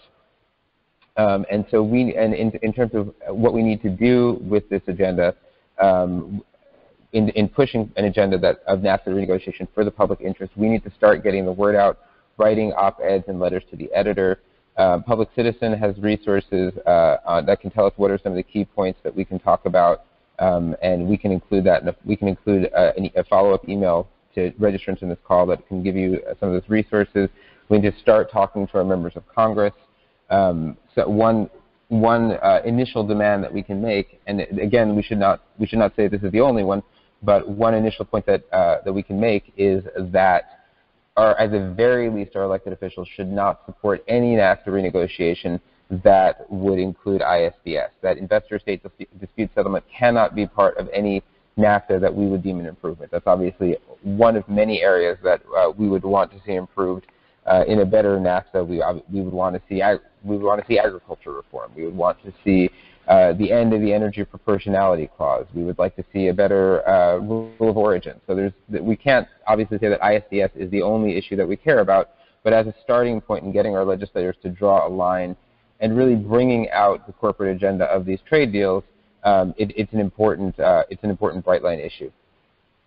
So all these issues are going to be addressed in the weeks and months to come.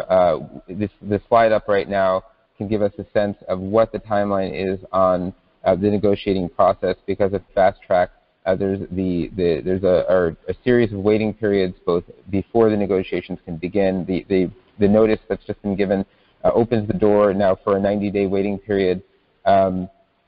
After the negotiation, there's another 90-day waiting period when the administration has to give notice of intent to sign.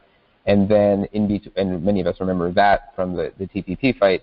And then in between, there's the actual negotiation, which can take as long or as short as the negotiations take. There is some impetus to move ahead with the negotiations sooner rather than later because of concerns about the Mexican election and a government being elected in Mexico that will be less friendly to a renegotiation. But there's certainly no guarantee as to when these negotiations will conclude.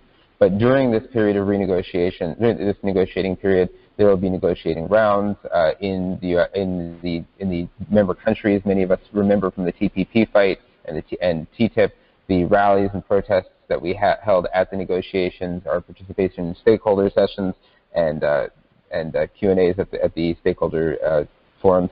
We will need to be engaged in the negotiating rounds. We also need to be starting to turn up the pressure on our elected officials, get those commitments on no NAFTA with ISDS, start going back to attending the town halls, setting up meetings with them in district, and if you can make it down to DC, in DC, and writing letters to the editor that not only talk about NAFTA, but that specifically call out our elected officials and ask them to commit to not supporting any NAFTA renegotiation that will include supporting any NAFTA renegotiation that includes, in final form, that includes ISDS and any of the other terrible provisions that we know all too well from NAFTA in its current form. So everything that I'm talking about now and much more will be addressed in an upcoming conference call that is being coordinated with the participation of speakers Lori Wallach from Public Citizens Global Trade Watch, as well as Rose Espinola, who is Global Trade Watch's National Field Director, and Citizens Trade Campaign's Director Arthur Stimulus. That's taking place this Tuesday, May 23rd at 3:30 p.m. Eastern, 12:30 Pacific. And to register for that call, you can go to tradejustice.net/52317, just the date, tradejustice.net/52317. We will then be, as Trade Justice Alliance, in the next few weeks, following up with a webinar of our own to talk more about really focusing on action. Many of you who participated in the Flush the TPP calls on Wednesdays and the Trade for People and Planet calls have been part of some of these calls that are more action-oriented and focused on breaking it down into our grassroots work, and we're going to try to bring those calls are now on hiatus, and so we're going to be working with our friends at Trade for People and Planet to bring some of that action component into our next Sunday call and have some opportunity for discussion and planning and really talking about how we can organize to ensure that any revised NAFTA be representative of the agenda of the 99% and not just the Goldman Sachs and other mega corporations of the world. One more final news note before we move on. In relation to one other major appointment, Sanya Reid, the new Agriculture Secretary, has created a new role for a trade position within the Department of Agriculture, partly I think in response to concerns that the Trump trade agenda would not be ag-friendly enough. And this is not necessarily good news because, as we've heard from speakers before, family farmers are not mainly concerned about foreign market access. That's really for the mega corporations and means more international trade in unsustainable mega corporate food products as opposed to protecting family farms and sustainable food. So something we need to watch out for. Moving on, Trade Justice Alliance is a volunteer-run project, and it only is able to happen with the work of people like you on this call, actively participating in the effort to put these webinars together and to build grassroots campaigns and do educational work coming out of these webinars. We have a website, we have an e-newsletter that occasionally comes out, and we do these webinars at least every month. And we invite all of you to join us in these efforts on that upcoming Trade Justice Alliance webinar that I talked about. In addition to talking about grassroots work, we're also going to be talking about how people can plug into the Alliance more. But you don't have to wait for that webinar because every Tuesday at 8 p.m. Eastern, 5 p.m. Pacific, we hold an organizing call for the Alliance where we plan our webinars and more. And you can join us every week by calling 712-770-4160. That's 712-770-4160 and entering the PIN number 802-787-POUND. That's 802-787-POUND in order to be part of our planning process. Again, that's 8 p.m. Eastern, 5 p.m. Pacific, every Tuesday. And if that all went too fast for you, just shoot me an email and I'll send you the details. I'm adam@tradejustice.net. Again, adam@tradejustice.net. Also, as a volunteer-run project, we are not the beneficiary of major grants. We certainly have no Goldman Sachs is not funding our efforts, nor the other big corporations, and we certainly receive no government funding. So all of our work depends on donations from people like you. You can make a donation to Trade Justice Alliance by going to tradejustice.net/TJA donate. That's tradejustice.net/TJA donate, all lowercase. And any donation, large or small, is appreciated and welcomed. We can move on to the next slide, I believe. And that's it for me. So thank you, everyone. And we'll see you next month. Well, and now on tomorrow. Or on to thanks from tomorrow. Sorry, go ahead, Harriet. Thanks, Adam. We know you never stop, so thank you. I just wanted to make a statement, and I wanted to thank Mara Cohen. She did a lot of outreach and a lot of work on helping putting this last call together. And she is the Trade Justice Alliance Outreach Coordinator, and she is one of my fellow organizers with People Demanding Action. And incidentally, Andrea Miller, the Executive Director of People Demanding Action, funds the webinar tool that we're using tonight. So we thank them for that. And Mara also is a Medicare for All organizer, and as am I, with Health Over Profit for Everyone, and that is with Popular Resistance. And one more real quick thing. Carrie, is your line open? We can talk a little bit about the videos and how people can help. Yes, ma'am. Just real quick, I know a lot of you know, but we have a few new listeners tonight. We do make a video of all of these webinars. So if you tuned in late or had to check out early, you can replay this entire video, which we're going to match up the slides that you all just saw with the audio so that you can kind of get through it piece by piece. A lot of our webinars are very dense in the information, and it's a lot to swallow all at once. So we appreciate very much when you guys share these videos, because that helps put this message out and all the good information we got from Sanya and Deborah tonight and all of our other great speakers out to the world at large. So if you are looking at the webinar room, that is the short link that you need to follow there. If you're listening in phone only, the link is tradejustice.net/webinarvids. And that link will take you to a playlist of all of our videos that Trade Justice Alliance has put out over the years. So again, please share them, like them. The rock star shout-out of the week goes to Susie Chasnoff, who commented on our last video about NAFTA. And that kind of stuff, Google just loves that stuff. So when you comment and like and tweet out from the YouTube page, it really helps to boost these videos and carry our message even further. So once again, the link to the playlist on YouTube is tradejustice.net/webinarvids. Thanks, Harriet. Thank you, Carrie, and thank you so much, Carrie. She puts she takes all this noise that we make and everything, and she turns it into these beautiful videos, and we really appreciate it.